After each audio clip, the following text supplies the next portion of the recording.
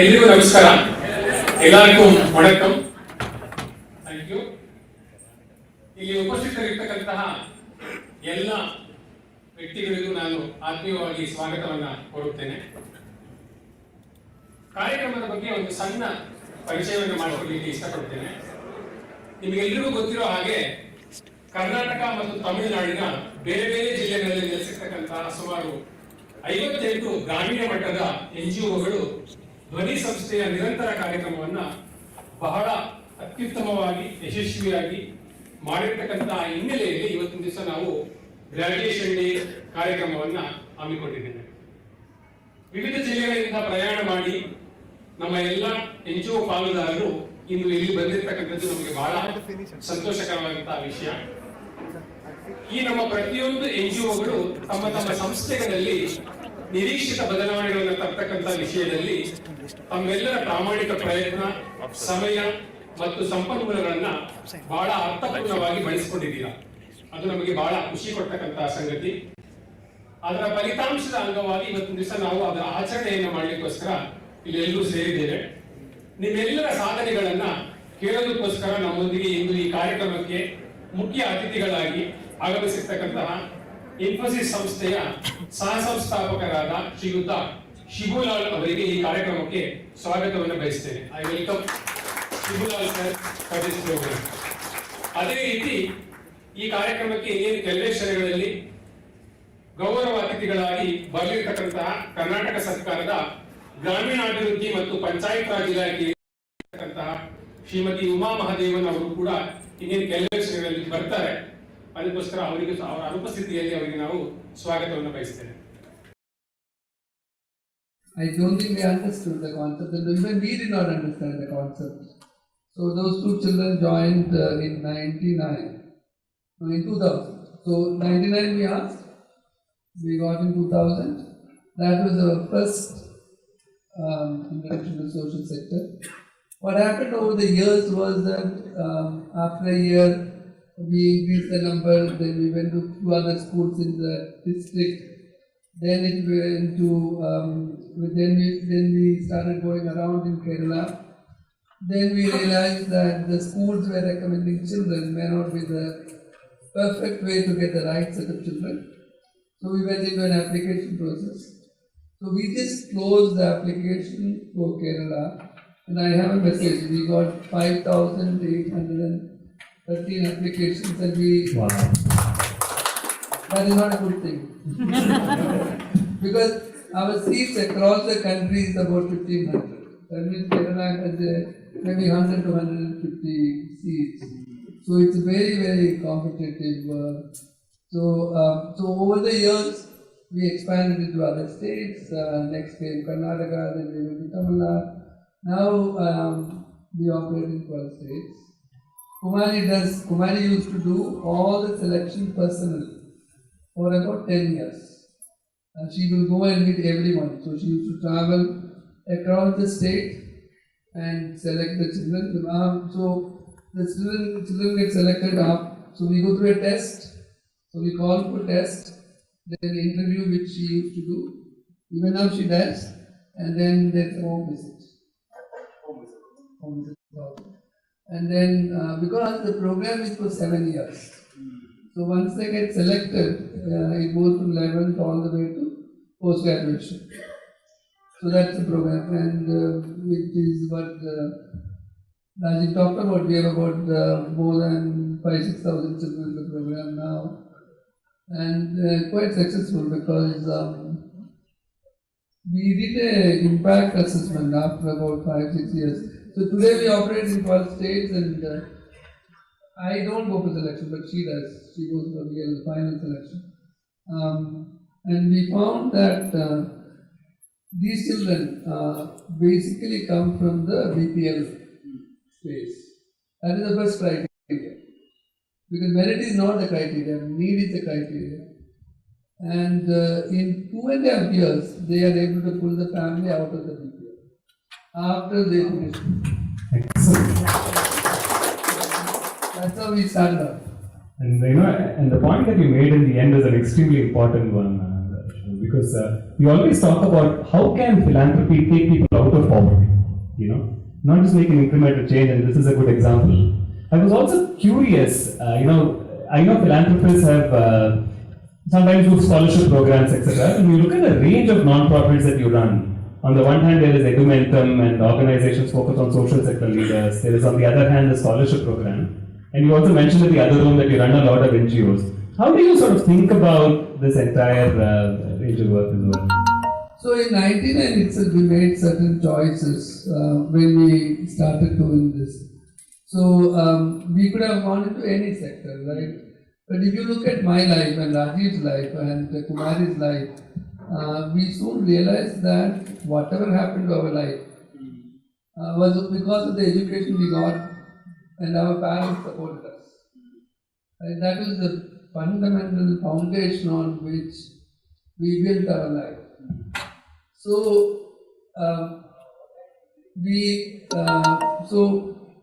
when we reflected on our life and looked at the opportunities available, it was very clear to us that education is the space where we should focus. And then we started focusing on higher education. That's how we started our journey. The BPL itself is a very wide space, right? It is not a very narrow space. So we really wanted to operate out of the lower BPL space. Then when we take children from the lower BPL space, we started having large drop-outs. So we had to go on the upper end of the BPL space.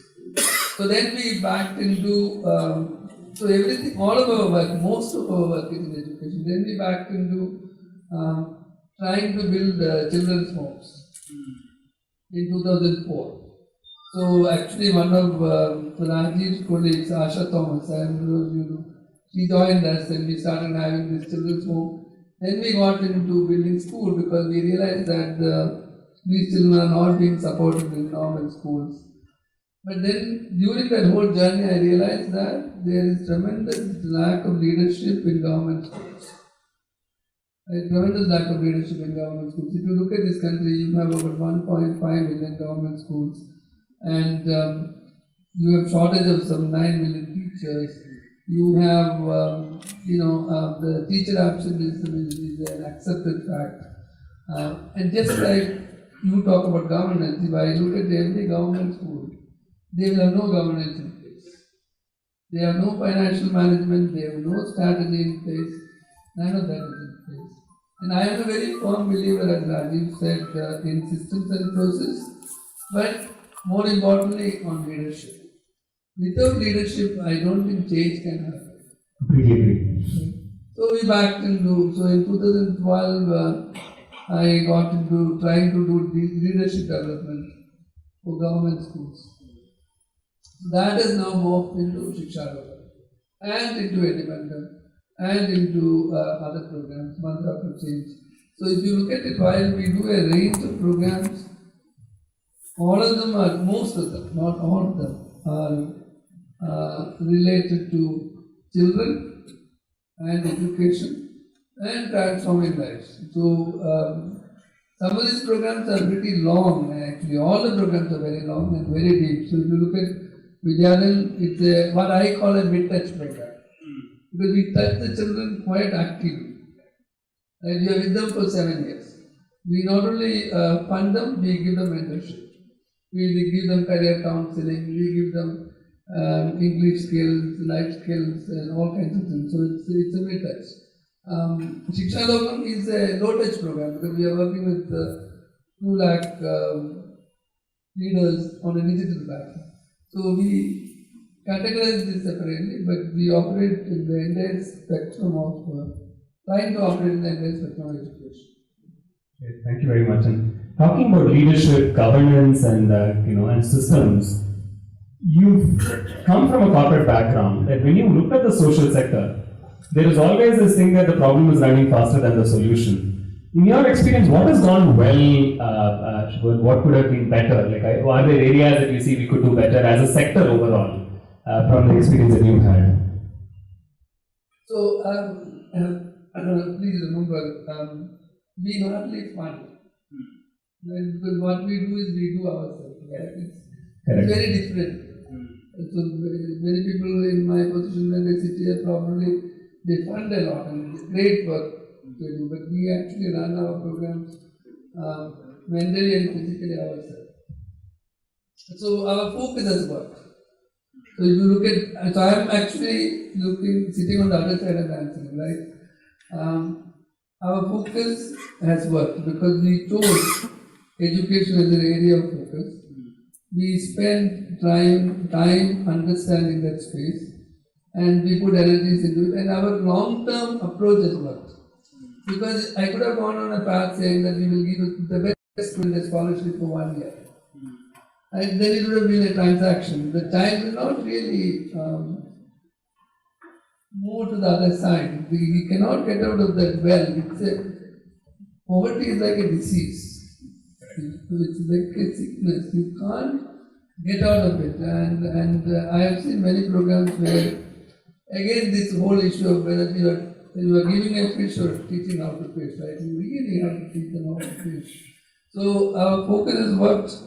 Our transparency and adaptability has worked. So now, out of the 7,000 to 6,000 plus children whom we have gone about fundraising.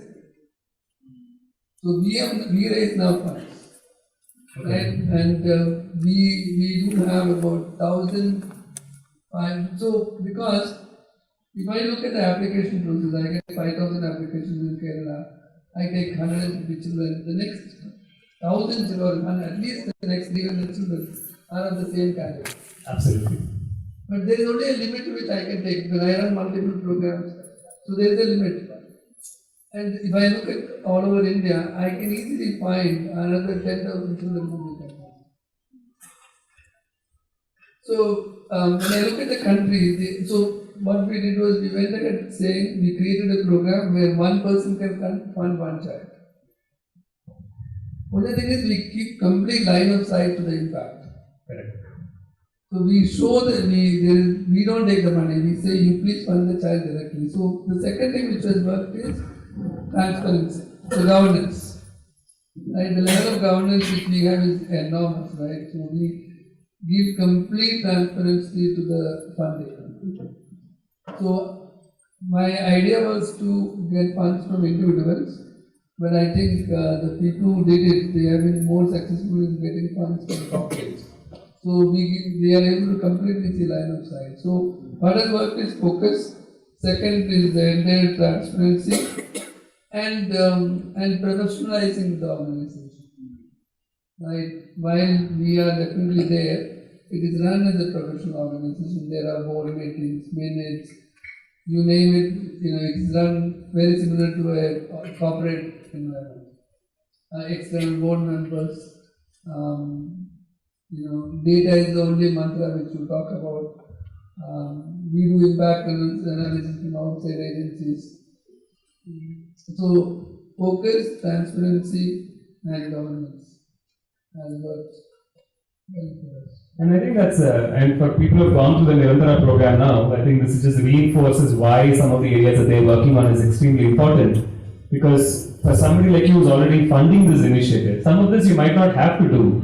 But to set it up like this sets it up for the other organizations to come on board, the other funders to come on board as well. I wanted to sort of double click on what you just said. Is there a challenge in setting up such systems for a non-profit organization, and is it more difficult to set it up than what you had to do it for corporate, or is it the same set of principles and approaches that work? So I think so mine. It was easy for me to do because I come from the corporate background, I am used to it, and I'm also funding, so it's easy, right? So, but when I look at my experience with the Elementum set of people, many of them operate like a startup, right? And they are running before they are walking. So they don't have all the resources, right? Some of these skills like governance, how to be transparent, how to have a board meeting, how to conduct it, how to record it, how to manage the input. It is not only about having governance process, it's also about taking the feedback and creating a continuous loop of improvement. Like governance by itself is not enough. You really, when you have a board meeting, you have a certain set of observations coming. They have to be tracked and they have to be closed, and that's how you go step by step. So it requires resources, it requires knowledge, and it also requires the funding agencies or the funders can also take you in a slightly wrong direction sometimes. So it requires that conviction. While you are very aligned with the funders, you really need to have that conviction that these are required. So skill and resources is the number one impediment I see. And the next one is the commitment to getting involved. And in your interactions with the leaders in the Edumentor program and in general in your interactions with others, do you see that there is the mindset to now do this? I mean, because one of the things that's often talked about is thanks to CSR and others, there's maybe greater awareness that this has to get done. I don't know if that reflects in your experience as well. No, it does. Even our program, even when you get the Edumentor program going, our size is much smaller. Usually it's about 10 organizations over a period of 24 months. One of the first things we do is we do this, but we don't do what this group does. We don't do anywhere close to what this group does. Because our program is much more holistic, right? We are not only focused on government, we are focused on many things. But I can see a lot of commonality between what you do and what we do, but our focus is not only on governance. So, but one of the things which we do is to actually get the government going. We fund them a bit. So one of the criteria which we put pressure on them saying that our funds cannot be released until you get all the governance issues in place. See, if you want to sustain the organization for a long time, governance is a must. If you want to sustain the organization post the founders, stepping down or stepping out, again it's a must. So there are many reasons to do it. With the CSR funding, because the corporates are bound by certain criteria, I think there is more awareness and more pressure on the NGOs to do it. But it requires an intervention like this.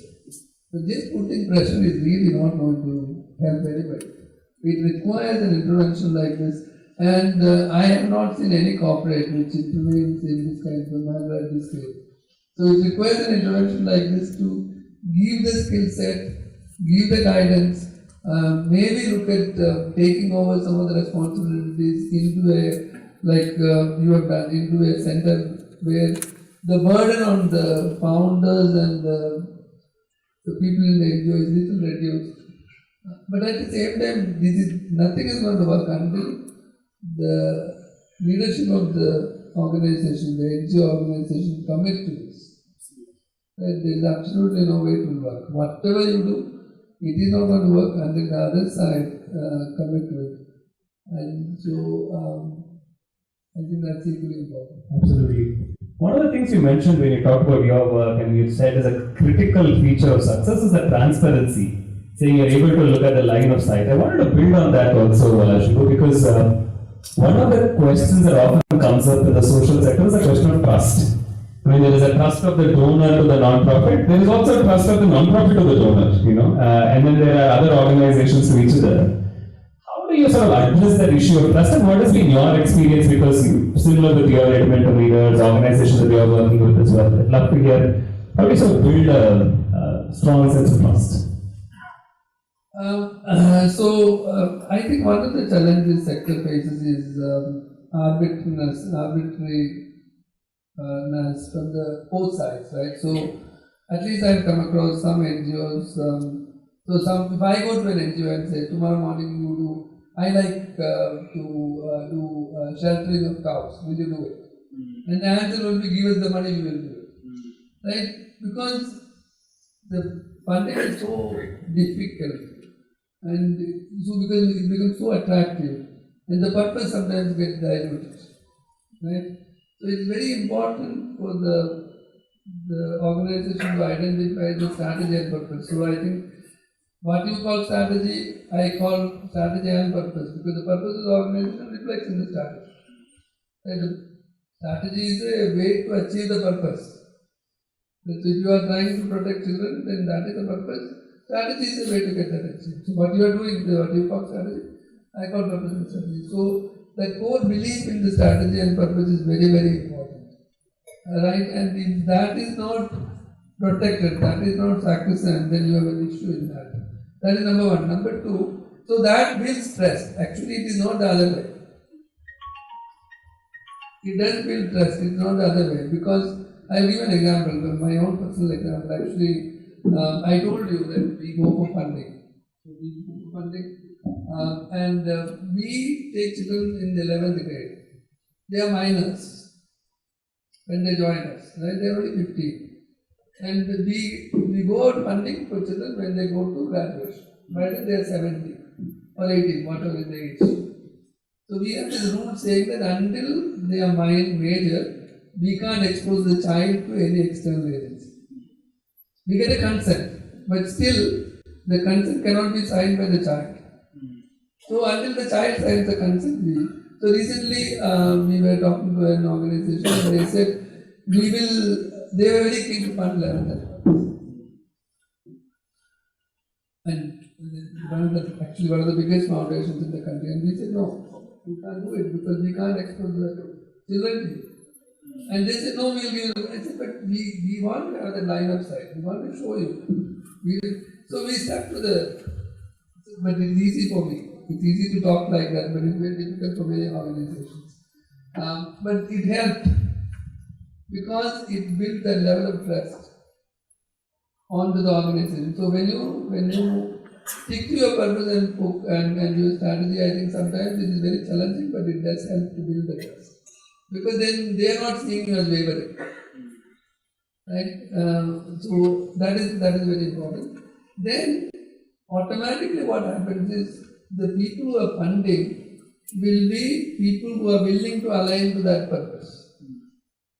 So it's a two-way street, right? Because you are saying, okay, this is my purpose, then there is a self-selection which will happen. And the people who are coming to you and funding you are also aligned to that purpose. So my point was that alignment of purpose is very important. Absolutely. To build this trust. Right? So it goes both ways, right? That is one. And once you do that, then transparency becomes very important. So how do you show the impact? What kind of impact do you measure? How do you give that line of sight? What governance processes you set up to give that line of sight? Because many people will be, people are very busy, they will fund, everything is done, but they will forget to have this governance process. Many a times they may not even spend time with it. Then 3 years later they will say, no, we don't know what happened. Right? Because they have not invested time. So it goes both ways. So the alignment of having a purpose, doing, select that self-selection of funding, giving that line of sight and impact, setting up a governance process by which there is a conversation. At the same time, I also find that the people who are funding, whether it is CSR or otherwise, are also fickle-minded. Right? The problems which you people are solving, whether it is about scavenging or whether it is protecting women or children, or what I do of getting somebody through an education of 7 years, these are long-term issues. So if the funding agency or the funding people do not have that patience, so they also need to have that patience. I clearly believe that our problems are all long-term problems, and especially the ones which are serious, which means that the agency who is funding need to have that patience. So when we go for funding for a child, somebody will say, okay, we'll fund you 20 children this year. So we say, okay, you guarantee us 4 years funding for that child, otherwise it will fail. Because if they are not willing to make that commitment to that child, what is the point? So I think the funding agencies also need to have that long-term view and the willingness to do the governance. Both points that you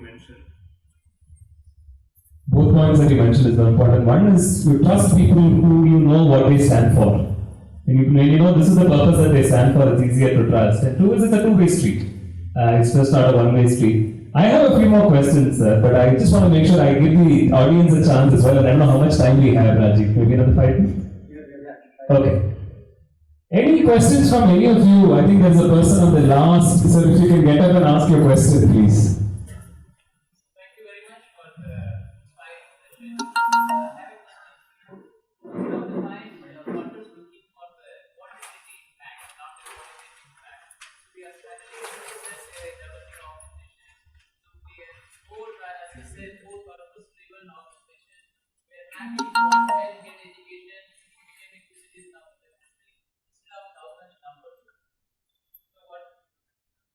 Can I repeat the question for everybody? I think the point, if I understand you correctly, there is not a conflict. Funders are looking for quantitative impact. They're looking for a certain scale. 100 children, 200 children. You're looking for qualitative, depth-based impact, where I want to change the life of one child. Okay. So, what are your perspectives today between this whole taking a more quantitative, broad-based view versus a depth-based view? Is there a right way to do this? So I think there is first of all there is a need for both. Right? There is a need for both. Again, I am going back to my own experience. So if I look at Shiksha Logan, they work with 2.5 lakh leaders across the country. It's on a digital platform. We take a lot of pride in doing that. It is well recognized because the numbers are large. It will continue to go up, right? While we do all that, I don't think we are doing a 100% job. Right? We are just doing a certain part of that job. Leadership development. If I really want to develop 10 leaders, I have to work with them for 5 years. So you can't work with 2.5 lakh of leadership people, right? So you are creating a platform on which they can do it themselves rather than we doing it ourselves. We also have local partners in each of the states, and Elementum is another way for us to create local partners. So that is a place, right? Because this country has 1.5 million schools. If I develop 10 leaders, it's like nothing. So if I can actually impact 5 lakh leaders, I think it is meaningful. Now when I look at the children, whatever claim I make, I can only take 150 children from Kerala. Right? But because I stay with them for 7 years, 2 years, 11th and 12th, sometimes 4 years in engineering, many of them go for masters, so average 7 years. Right? So that is a very long-term play. What I'm finding out is that there are one set of funders. So even for Elementum, we now get some funding. Right? For some, I think they already get some funding. One set of funders like this, they like the large numbers, they like the scale, they do all that. Another set of funders, after a while, they understand that to take one child from 11 to our criteria for selecting a child is less than 2 lakhs per year family. Right? I have children in medical college in Karnataka. Right? They are all very excellent children, very high merit children, all A+. But they can't afford. They can't afford to go to college. So it takes 7 years. So the point I'm trying to make is that we have come across funders, which one set of people who like this, and another set of people who like this. So it's a choice which you make based on the purpose which you have. Some need to take this journey, some need to take the other journey. Both are required, and I prefer this side, honestly. But I do the other one also. Right? I have another program where we were stupid. So in 2004, when we realized that our scholarship program is not working well with the bottom of the BPL, me and this Kumari and Asha Thomas had this bright idea that we will take children, keep them with us for and educate them. We had this very bright idea. And we took children at the age of 3. I think this is one of the most stupid things you can do, because at the age of 3, the separation anxiety is so high. Right? It's so high.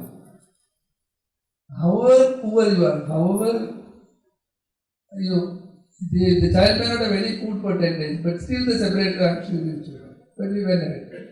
So the first batch of children which I took in 2004 is just coming out of the 3-year degree program now. So 18 years ago, right? We have total of 187 children in that program. That's all you can do. 18 years, one child. So later on, we figured out that this model doesn't work.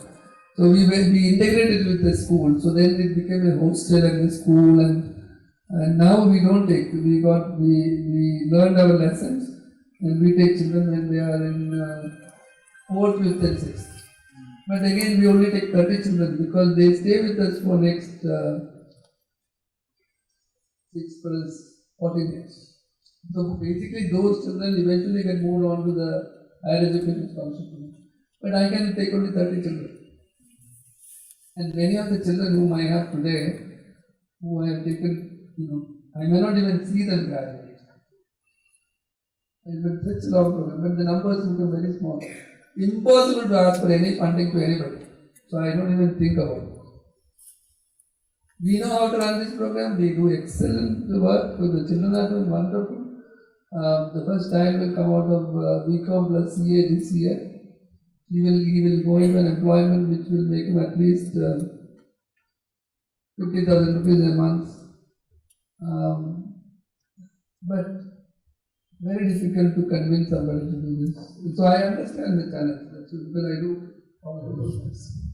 But the purpose is something which has to drive you, and the alignment has to happen towards it. Finding the donors who align to that purpose of yours is also something that's going to be important. Great. Thank you. Any other questions?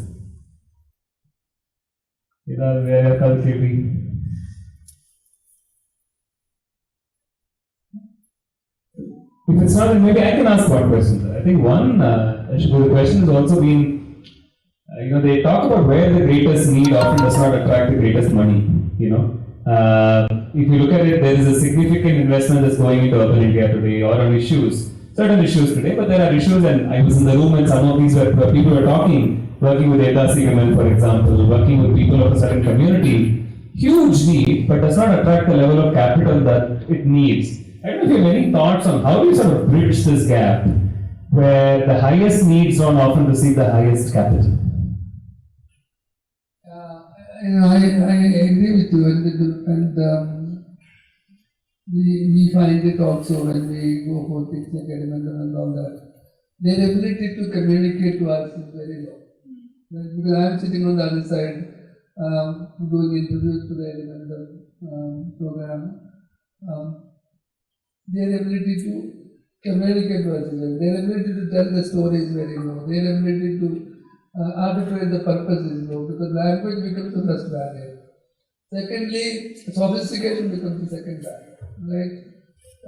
Because today's funders are all whether they are CSR funders or foundation or personal, they're all Harvard educated. Because they're all educated, and they forget the language, forget I'm not blaming, including myself. So I think the storytelling has to be perfected. And the storytelling has to be perfected. It has to, and that ability to convey the purpose has to be built. Right? And I think the rural India, to some extent, we have to learn it. We have to learn it. I am using the word they because I think that's a must. I don't think there is a round. Finally, you have to convey your purpose and story to the other side. So it can be achieved through training, it can be achieved through articulation, it can be achieved through other means, having a good brochure, and making sure that you do not oversell, but you sell. Right? I think that is something which has to happen. When we do our selection, about 60% of the things, maybe 70% do come from rural. But we are very focused on it. So we are very focused. Urban India don't need our support. When you go to Vijayanagar, children in urban India, I don't think they need that. So we go to rural. So that the ability to tell the story, ability to convey the purpose, ability to convey the passion, either directly or through artifacts or through showcasing. Showcasing is a very powerful mode of telling the story. So you don't tell the story, you tell the story, but you showcase it. One of the other aspects of raising money, because I still feel philanthropy is very personal in India. We trust people who we know. And one of the things that Niranthara does is also to be able to bridge the gap between organizations like this with donors who might trust the Dhwani Foundation or a Niranthara program, and that builds social capital. I just wanted to check with you, in addition to the storytelling, do you think there's a lack of such platforms where discovery can become easier for organizations to be engaged with donors and so on? Do you think that there's a need for more of that? Yeah, I think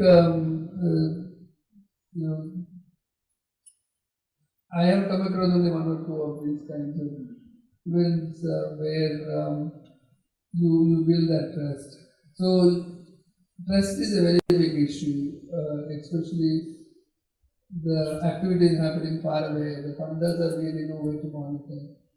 So if you can bridge that gap of trust, it will definitely help.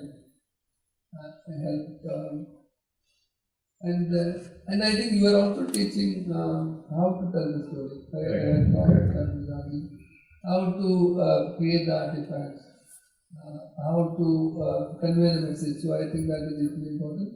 But impact is very important, and governance process is very important, because trust at the end of the day is how do you create trust? Trust is created through shared experience.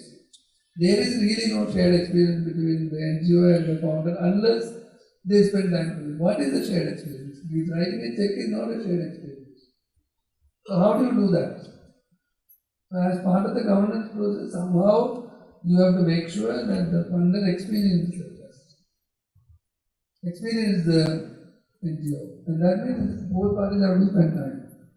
That's the only way to create trust. We can talk about the trust deficit in a global level, but when it comes to trust between a funder and an NGO, it can only be created through shared experience. One last question from my side, and I think there are questions from the audience.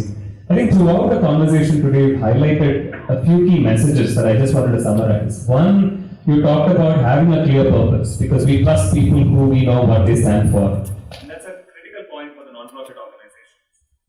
The second part that you mentioned is also establishing governance right at the beginning, to show the transparent line of sight. The third point you just mentioned right now, which is creating shared experiences, because it's very true that it's relationship based, and how do we, even if they don't ask for it, because 3 years later they might wake up, but creating a shared experience from our side, I think is very critical. First, to establish that consistency, saying whatever you're doing, how do you deliver, etc. And finding what we stand for, and finding the donor that is committed to that, rather than changing rules for donors. But as we close this conversation between the two of us, any other specific guidance you have for non-profits like these, and in terms of how they can look at their work overall? So I think I've already covered, you already covered. The only last point I want to mention is collaboration. Right. I found so when I look at again the individual experience, because mine is all mostly experience based. I find that they consider their PPTs as the most intellectual. They consider their PPTs, their presentations, as the intellectual property. And I tell them, what difference does it make? Give it to somebody. Execution is the intellectual property. Can you execute? Can you do what you are saying you are doing? So there is a PPT which they are using for training teachers, right? So, or the training the leadership. That is not the intellectual property. The intellectual property is how well can you do it? Can you do it on the ground? Are the leaders seeing value on this? That is the intellectual property. So they keep all this very close. Because they keep all this very close, plus many of them compete for funding, collaboration is almost impossible. But I think if you can collaborate at some level, if you can, and so in Punjab, for example, Mandra was able to build this thing called Punjab Collective. Like they collected a bunch of people who work in different parts of Punjab. They were geographically separate. They brought them together. They identified the people with a common purpose. They came together and they created Punjab Collective. That gives them strength. That gives them the ability to tell a story. I don't know how they handle the funding. I think they facilitated some funding into the collective. And that also gives them power in front of even in front of the government. Right? Because we are not going in as one single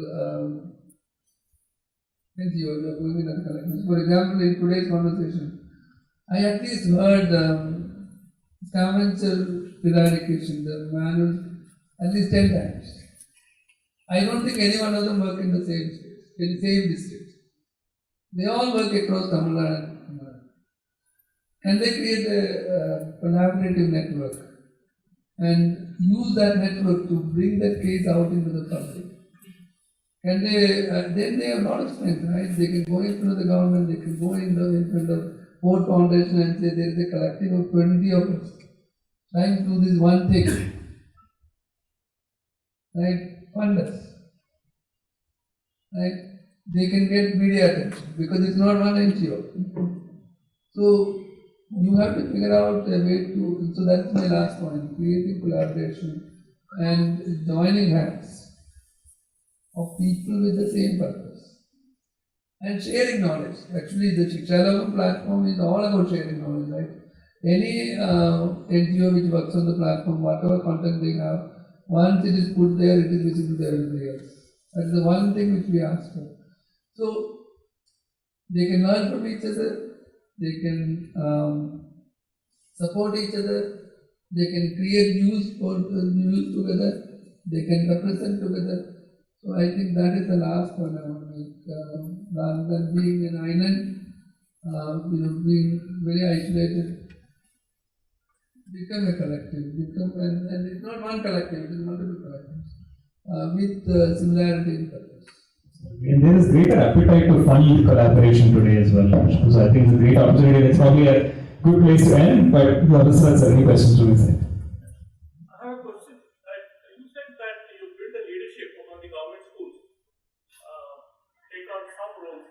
Can you please share the journey, how did it work so far, what is the process that you follow, any lessons up to us?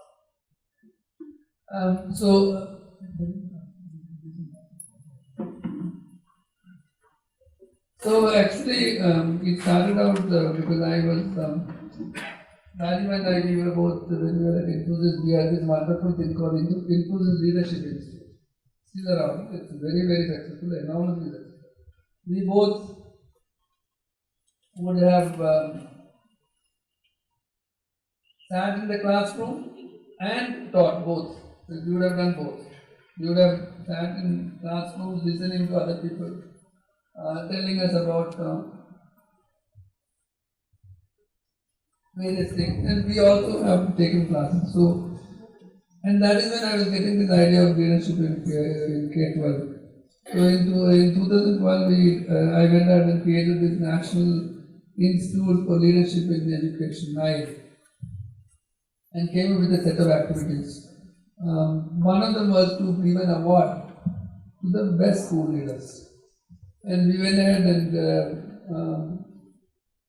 announced the award. I think Good Catch Award, I think we will and a call application. And then had an agency look after the application process. To make a long story short, finally we ended up with very few applications. That's when I realized that really there is no leadership. Because in a country of 1 billion people, if I am not able to get 60 decent applications, and it was a leadership, it was not a school leadership award, it was an individual leadership award. I was not looking at a good school, I was looking at a good leader. I was not looking for a good school. The school could have been outcome, but then whatever. So that it took me 2-3 years to learn this, and then I realized that there is tremendous lack of leadership in the education system. So then, in my mind, I was trying to do something similar to the Infosys Leadership Institute, very physical.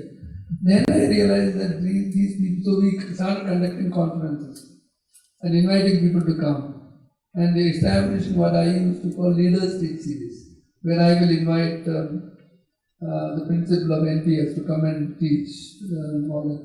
So we did a few of those, and then we realized that these people find it very hard to come. First of all, they are teachers. There is nothing which they don't know. So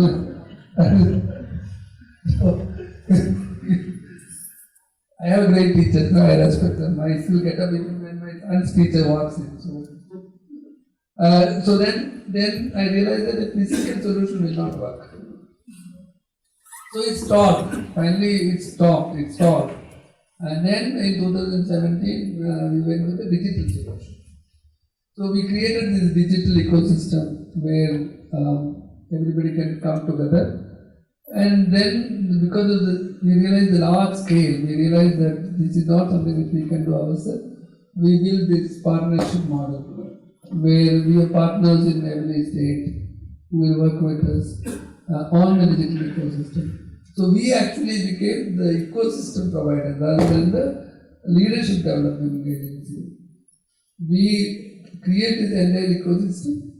We onboard other NGOs free of cost. Right, completely free of cost. Only thing is whatever they contribute is public. And through them we started working with schools. That's how we are able to do this 2.5 lakh or 3 lakh schools. And then of course we approach certain states like Punjab. And to give you an example, Delhi wanted to do a school quality index, SQI, and our platform ran it. So we created certain capabilities for assessment, project management, micro improvements, things like that. So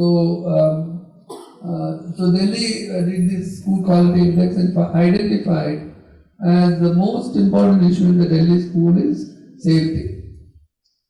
So we enabled creating safety committees in the entire Delhi school system. So we manage that process on the digital platform. So it is not leadership development by classroom teaching, it's leadership development through action.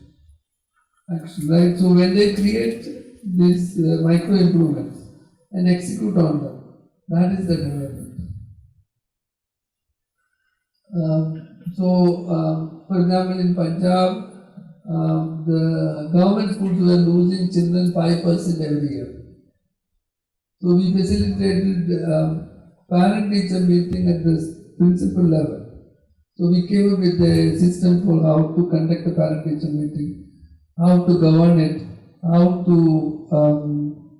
monitor it, what is the impact it's going to create. So we trained the leaders to do it. So finally we were able to turn around that 5% to the other direction. So that has been our journey. It's a drop in the bucket, actually in the sea. But it's going well. Any other questions? I don't know if you have time, Rajiv.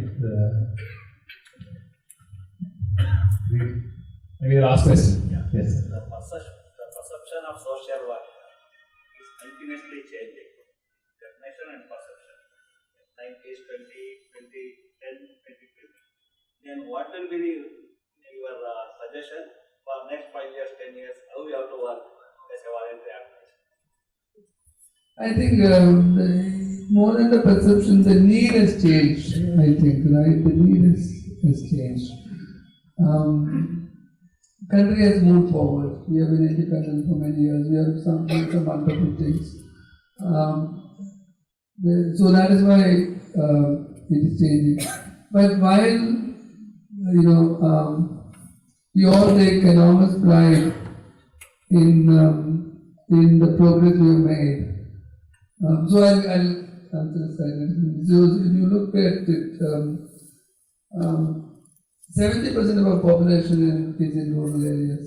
70% of our healthcare is in urban areas. I can move out 15 kilometers. So in this 15 kilometer radius, I can find 15 hospitals, operating hospitals, right? I move out 30 kilometers and I will not find even basic healthcare.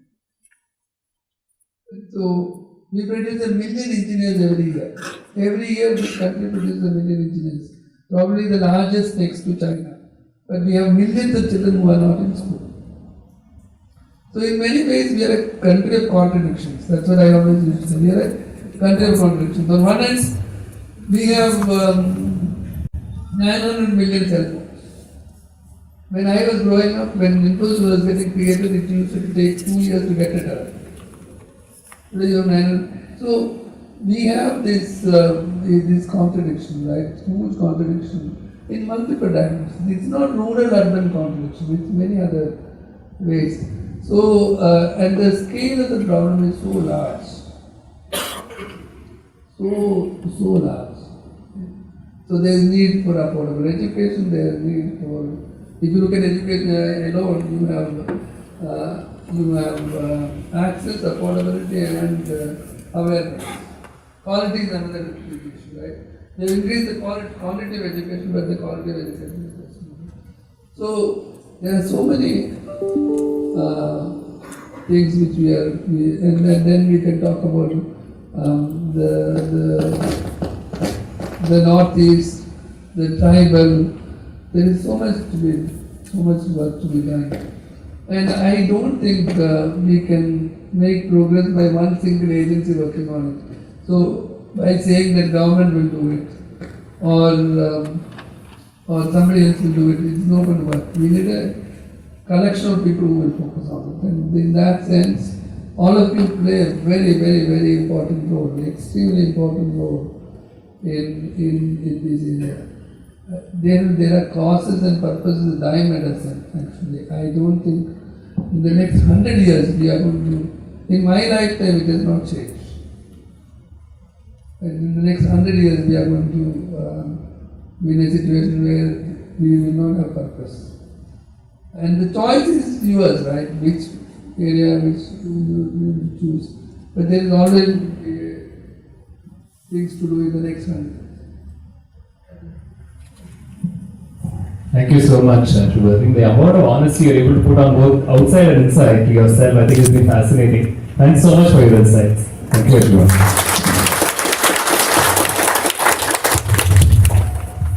Thank you, sir. Both Shibulal sir and I request you to stay back on the stage for a few more minutes.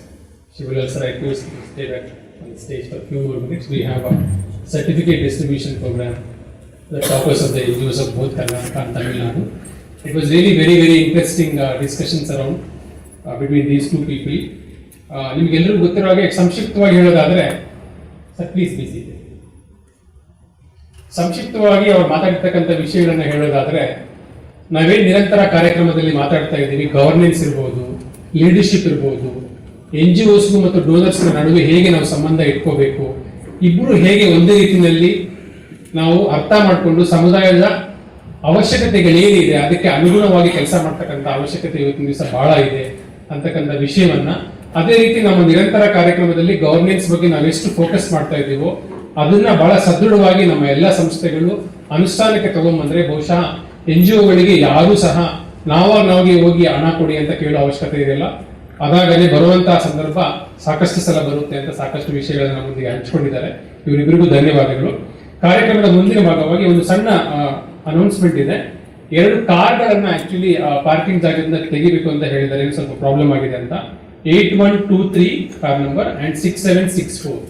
If there is anybody in the room, please request you to go out and help them. You can park in the basement. Thank you. Vehicle number 8123 and 6764. Thank you. Thank you sir once again. ಕಾರ್ಯಕ್ರಮದ ಮುಂದಿನ ಭಾಗವಾಗಿ ನಾನು ಆಗಲೇ ಹೇಳ್ತಾ ಇದ್ದೆ, ನಮಗೆ Uma Mahadevan madam ಅವರು ಬರಬೇಕಿತ್ತು ಈ ಕಾರ್ಯಕ್ರಮಕ್ಕೆ ಅಂತ. ಬೇರೆ ಬೇರೆ ಸರ್ಕಾರದ ಕೆಲಸದ ಒತ್ತಡಗಳಿಂದ ಅವರು ಬರಕ್ಕಾಗಲಿಲ್ಲ. ಆದರೆ ಈ ಕಾರ್ಯಕ್ರಮಕ್ಕೆ ಯಶಸ್ವಿಯನ್ನು ಕೋರಿ, ಶುಭಾಶಯವನ್ನು ಕೋರಿ ಅವರು ಸಂದೇಶವನ್ನು ಕಳಿಸಿದ್ದಾರೆ. ನಿಮ್ಗೆಲ್ರಿಗೂ ಅದನ್ನ ತಿಳಿಸ್ಲಿಕ್ಕೆ ನಾನು ಇಷ್ಟಪಡ್ತೇನೆ. ಇದಾದ್ಮೇಲೆ ನಮ್ಮ ಕರ್ನಾಟಕ ಮತ್ತು ತಮಿಳುನಾಡಿನ 58 NGO ಸಂಸ್ಥೆಗಳಲ್ಲಿ ನಮ್ಮ ಜೊತೆ ಕೆಲಸ ಮಾಡ್ತಾ ಇದ್ದೇವೆ ನಿರಂತರ ಕಾರ್ಯಕ್ರಮದಲ್ಲಿ ಯಶಸ್ವಿಯಾಗಿ. ಈ ಒಂದು ಸಂಸ್ಥೆಗಳು ಈ ಕಾರ್ಯಕ್ರಮವನ್ನ ಯಶಸ್ವಿಯಾಗಿ ಅನುಷ್ಠಾನಗೊಳಿಸಿದ್ದಾರೆ. ಆದರೆ ನಮ್ಮಲ್ಲಿ ಕೆಲವೊಂದು ಅಸೆಸ್ಮೆಂಟ್ ಪ್ಯಾರಾಮೀಟರ್ಸ್ ಅಂತ ಇಟ್ಕೊಂಡಿದ್ವಿ. ಈ ಸಂಸ್ಥೆಗಳು ಎಷ್ಟರ ಮಟ್ಟಿಗೆ ಈ ಕಾರ್ಯಕ್ರಮವನ್ನು ಯಶಸ್ವಿಯಾಗಿ ನಡೆಸ್ಕೊಂಡು ಬಂದಿದ್ದಾರೆ ಅಂತ. ಅದರಲ್ಲಿ ಕೆಲವೊಂದು ಸಂಸ್ಥೆಗಳನ್ನ ನಾವು ಅವರು ಮಾಡಿರ್ತಕ್ಕಂಥ ಸ್ಕೋರ್ ಆಧಾರದ ಮೇಲೆ ಟಾಪರ್ಸ್ ಅಂತ ನಾವು ಪರಿಗಣನೆಗೆ ತೆಗೆದುಕೊಂಡು ಅವರಿಗೆ ನಾವು ಶಿಬುಲಾಲ್ ಸರ್ ಹತ್ರ ಸರ್ಟಿಫಿಕೇಟ್ ಅನ್ನು ಕೊಡಿಸುವಂತ ಕಾರ್ಯಕ್ರಮ ಇಟ್ಕೊಂಡಿದ್ದೀವಿ. ಮೊದಲನೇದಾಗಿ ಕರ್ನಾಟಕ ರಾಜ್ಯದಲ್ಲಿ 3 ಸಂಸ್ಥೆಗಳನ್ನು ನಾವು ಆ ಸ್ಕೋರ್ ಹೈಯೆಸ್ಟ್ ಇರ್ತಕ್ಕಂಥ ಸಂಸ್ಥೆಗಳನ್ನು ಆಯ್ಕೆ ಮಾಡಿದ್ದೇವೆ. ಅದರಲ್ಲಿ ಮೊದಲನೇ ಸಂಸ್ಥೆ 100% ಅಂಕಗಳನ್ನು ಗಳಿಸಿದೆ. 100ಕ್ಕೆ 100ರಷ್ಟು ನಾವು ಮಾಡಿರ್ತಕ್ಕಂಥ ಎಲ್ಲಾ ಕಾರ್ಯಕ್ರಮಗಳ ಅಂಶಗಳನ್ನು ಅವರು ಅನುಷ್ಠಾನಗೊಳಿಸಿದ್ದಾರೆ. ಆ ಸಂಸ್ಥೆ ಹೆಸರು society for empowerment through voluntary action in Karnataka. ಆ ಸಂಸ್ಥೆಯ ಮುಖ್ಯಸ್ಥರು ಬಂದಿದ್ದಾರೆ. ದಯವಿಟ್ಟು ಆ ಸಂಸ್ಥೆಯ ಮುಖ್ಯಸ್ಥರು ವೇದಿಕೆಗೆ ಬರಬೇಕು ಅಂತ ಕೇಳ್ಕೊಳ್ತೇನೆ. ಶ್ರೀಯುತ ಆನಂದ್ ಲೋಬೋ ಅವರು, ಧನ್ಯವಾದಗಳು ನಿಮ್ಮ ಈ ಒಂದು ಯಶಸ್ಸಿಗೆ. ಶ್ರೀಯುತ ಶಿಬುಲಾಲ್ ಸರ್ ಅವರು ಅವರಿಗೆ ಸರ್ಟಿಫಿಕೇಟ್ ಮತ್ತು ಮೂಮೆಂಟ್ ನೀಡಬೇಕು ಅಂತ ಕೇಳ್ಕೊಳ್ತೇನೆ.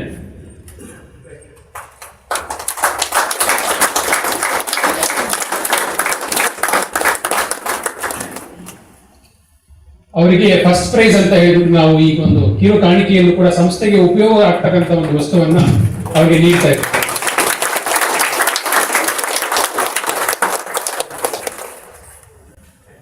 Thank you sir. Thank you Anand Lobo ಅವರೇ. ಈಗ ಆನಂದ್ ಲೋಬೋ ಅವರು ನಮ್ಮ ನಿರಂತರ ಕಾರ್ಯಕ್ರಮದ ಬಗ್ಗೆ ತಮ್ಮ ಅನುಭವವನ್ನು ಹಂಚ್ಕೋಬೇಕು ಅಂತ ಅವರಲ್ಲಿ ಕೇಳ್ಕೊಳ್ತೇನೆ. ಶ್ರೀಯುತ ಆನಂದ್ ಲೋಬೋ ಅವರು ದಯವಿಟ್ಟು ತಮ್ಮ ಅನಿಸಿಕೆಯನ್ನು ಹಂಚ್ಕೋಬೇಕು ಈ ಕಾರ್ಯಕ್ರಮದ ಬಗ್ಗೆ ಅಂತ ಕೇಳ್ಕೊಳ್ತೇನೆ.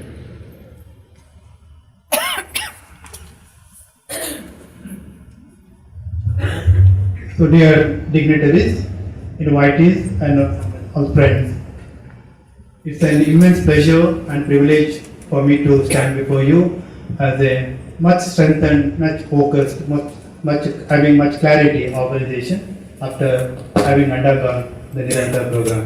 Actually, I was asked to speak about the workshop which has been taken during the Niranthara program. So I would like to tell you that my experience before my joining to the Niranthara program.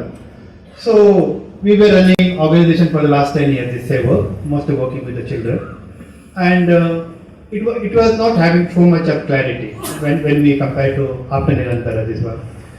What we thought that we would run the organization for 10 years, 10 to 12 years, because that is my life, because I have found the organization and I will run as long as 10 to 12 years. That is my vision. Okay, and all others there to help me to run this organization. That's the concept. When I joined the Niranthara program, the pre-assessment was done and we have come 58% after my 30 years of experience in the field of development, 58.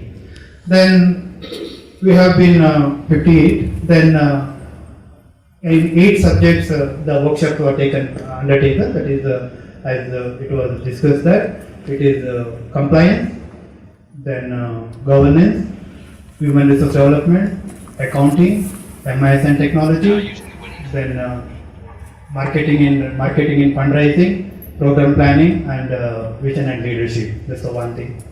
Then when the first assessment is done, then we come to know that how we are lagging behind it. So we did not have EPL, we did not have ESI, we did not have PT registration, and many other things, minimum wages and all that. We have adopted that. Then later on, I had to change my board board because I have to run this organization for more than even after me. I may be getting out of the organization within 2-3 years. I do not know, but I have to do that. So this has clarity is given by this workshop, and I have to change my 50% of the board members because they are not very participative. They are helping me to run the organization. They are not participating. Then I have to change my staff as well, and there is much clarity. And today we have about and organization was running by as per women and fancy. Today we have about 16 policies in place which govern us. 16 policies are. I would like to read that. This is, we have child protection safeguarding policies that we had even earlier.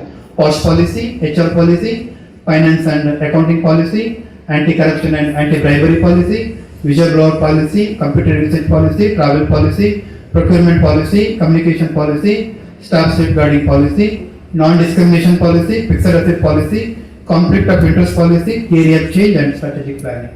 Today we are running our organization in a more focused way because we have strategic planning. We work on 5 strategic planning, and earlier what we used to do that we were running the project because projects we could get and we could implement.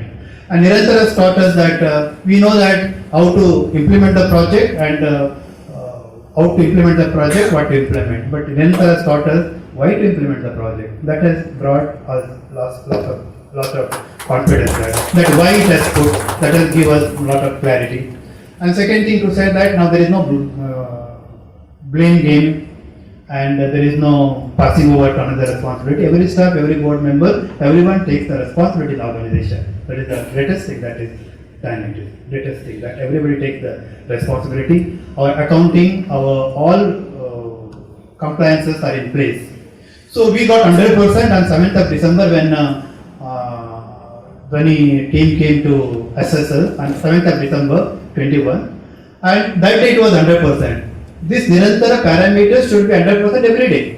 But I would like to say that we have seen that this 100% today, even you come to our organization and assess, we are 100%.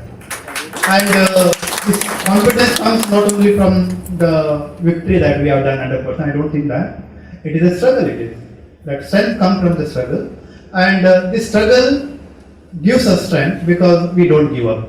So that confidence will come back, and we will always be 100%. That I would like to tell that.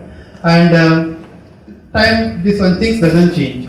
Things doesn't change because we know that government policy, CSR policy, it is not very easy to run an organization as before. But Murali sir, he taught us that things don't change, but you can change. So we change that. So we adopted many things that, so it makes us to sustain in this field, and we will sustain. So thank you very much for giving me the opportunity to talk about my experience, and thank you very much to the entire Niranthara team for catering this kind of program for NGOs. Thank you so much.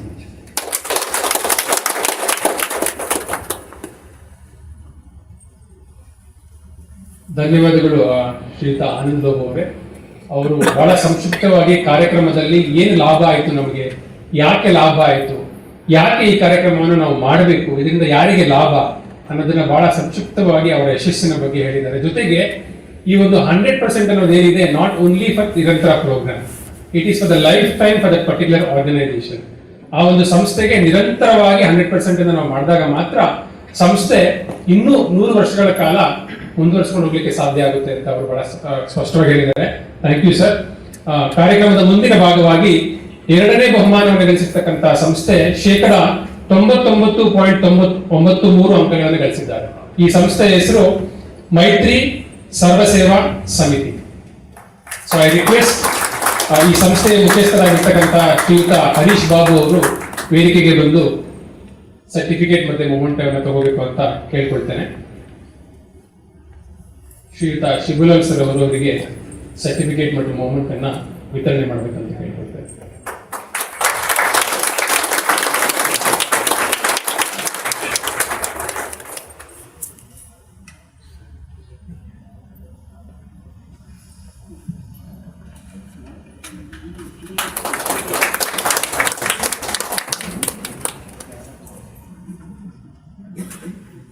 Thank you sir. ಶ್ರೀಯುತ ಹರೀಶ್ ಅವರು ತಮ್ಮ ಅನಿಸಿಕೆಯನ್ನು ಹಂಚ್ಕೋಬೇಕು ಅಂತ ಕೇಳ್ಕೊಳ್ತೇನೆ.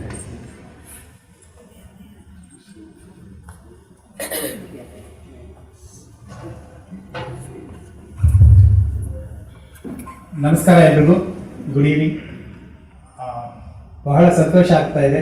ಯಾಕೆ ಅಂತಂದರೆ ಕಳೆದ 20 ತಿಂಗಳು ನಿರಂತರವಾದಂಥ ಈ ಒಂದು ಪ್ರಕ್ರಿಯೆ ಏನಿದೆ, ಆ ಪ್ರಕ್ರಿಯೆ ಇವತ್ತು ಎಲ್ಲೋ ಒಂದು ಕಡೆ ಒಂದು ಫಲಿತಾಂಶ ಕೊಟ್ಟಿದೆ, ಆ ಸದೃಢತೆ ಕೊಟ್ಟಿದೆ ಅನ್ನೋಂಥ ಒಂದು ಧನ್ಯತಾ ಭಾವ ಇವತ್ತು ಬಹುಶಃ ನಮ್ಮ ಎಲ್ಲ ಸ್ವಯಂ ಸೇವಾ ಸಂಸ್ಥೆಗಳಿಗೆ ಇದೆ ಅಂತ ಹೇಳೋದಕ್ಕೆ ಭಾಳ ಖುಷಿ ಆಗುತ್ತೆ.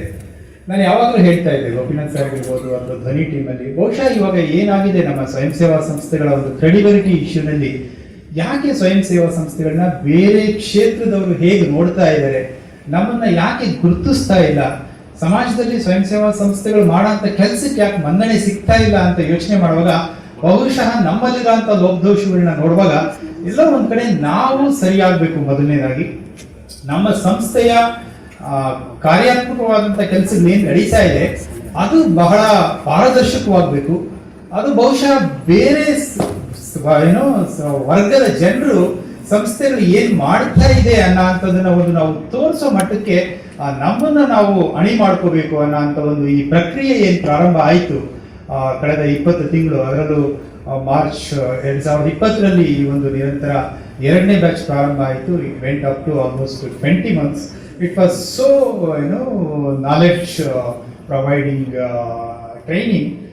ಆ ಒಂದು ಪ್ರಕ್ರಿಯೆಯಲ್ಲಿ ಬರೀ ಆರ್ಗನೈಸೇಷನ್ ಲೀಡರ್ಶಿಪ್ ಅಂತ ಅಲ್ಲ, organisation leadership, board, then compliance manager, then fund raising manager, project management, complete ಒಂದು ಬಂಚ್ ಆಗಿ ಒಂದು ಸಂಸ್ಥೆ ಹೇಗಿರಬೇಕು, ಒಂದು ಪ್ರೊಫೆಷನಲ್ ಓರಿಯೆಂಟೆಡ್ ಆರ್ಗನೈಸೇಷನ್ ಅಥವಾ ಕಾರ್ಪೊರೇಟ್ಗೆ ನಾವು ಕಾಂಪೀಟ್ ಮಾಡಬೇಕು ಅಥವಾ ಅವ್ರ ಜೊತೆ ಹೋಗಿ ನಿಲ್ಲಬೇಕು ಅಂತಂದ್ರೆ ಯಾವ ಥರ ತಯಾರಾಗಬೇಕಾಗುತ್ತೆ, ನಮ್ಮ ಸಂಸ್ಥೆಯ ಔಟ್ಲುಕ್ ಹೇಗಿರಬೇಕಾಗುತ್ತೆ, ನಮ್ಮ ಕಂಪ್ಲೈನ್ಸಸ್ ಹೇಗಿರಬೇಕಾಗುತ್ತೆ, ಗವರ್ನೆನ್ಸ್ ಹೇಗಿರಬೇಕಾಗುತ್ತೆ, HR ಹೇಗಿರಬೇಕಾಗುತ್ತೆ, ನಮ್ಮ ಸೋಷಿಯಲ್ ಮೀಡಿಯಾ ಪ್ರೆಸೆನ್ಸ್ ಹೇಗಿರಬೇಕಾಗುತ್ತೆ, ಇದರ ಕಂಪ್ಲೀಟ್ ಔಟ್ಪುಟ್ ಇವತ್ತು ನಾವು ನಿಂತಿಲ್ಲಿ ಮಾತಾಡೋದಕ್ಕೆ ಒಂದು ಶಕ್ತಿ ಇವತ್ತು ನಮಗೆ ಕೊಟ್ಟಿದೆ.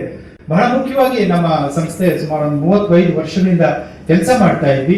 ನಮ್ಮನ್ನ ಮೊದಲನೇ ಬಾರಿ ಅಸೆಸ್ ಮಾಡಿದಾಗ, ಸೊ ನಮ್ಮ ಸಂಸ್ಥೆನಲ್ಲಿ ಬಂದು ಅಸೆಸ್ ಮಾಡಿದಾಗ we got around 64% as an overall assessment in the beginning with 20 months back. Today I can able to say very proudly, so we were secured 99.92% with overall percentage of the compliance of all our parameters.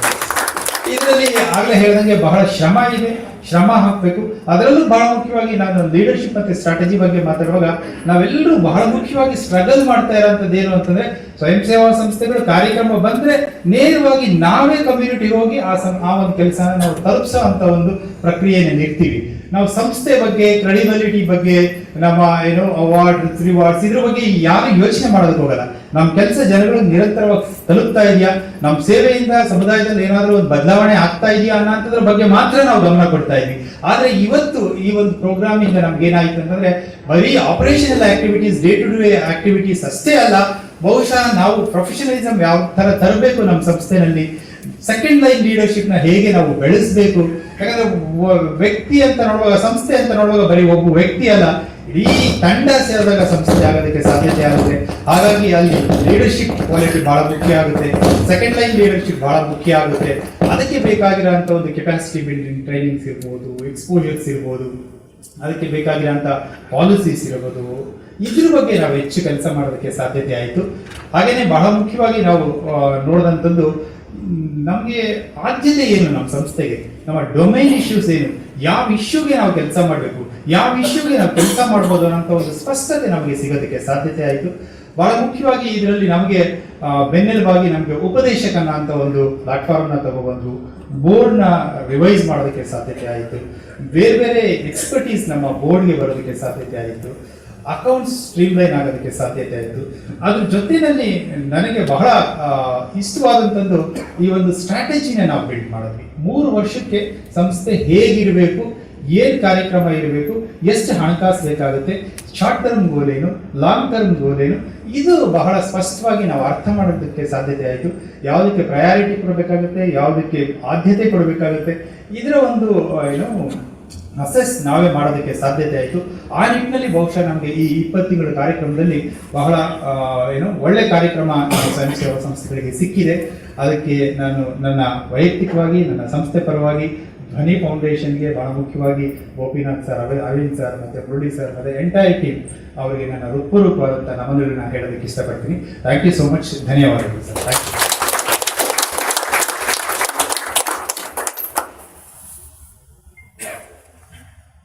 Thank you sir. ಮುಂದಿನ topper ಬಂದ್ಬಿಟ್ಟು 3ನೇ ಬಹುಮಾನ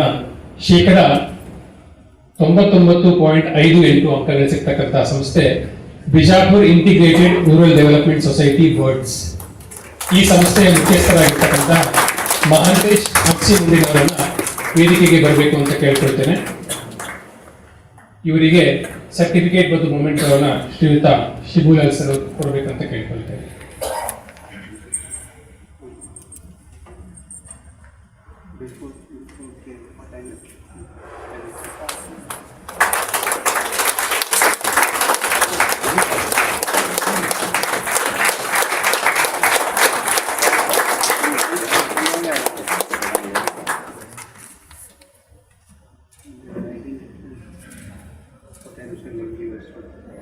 thank you sir. ಸಮಯದ ಅಭಾವ ಇರೋದ್ರಿಂದ ಸಂಕ್ಷಿಪ್ತವಾಗಿ 1 ರಿಂದ 1.5 ನಿಮಿಷಗಳ ಕಾಲ ತಮ್ಮ ಅನುಭವವನ್ನು ಹಂಚ್ಕೋಬೇಕು ಅಂತ ಶ್ರೀಯುತ ಮಹಾಂತೇಶ್ ಜೊತೆ ನಾನು ಕೇಳ್ಕೊಳ್ತೀನಿ. Thank you.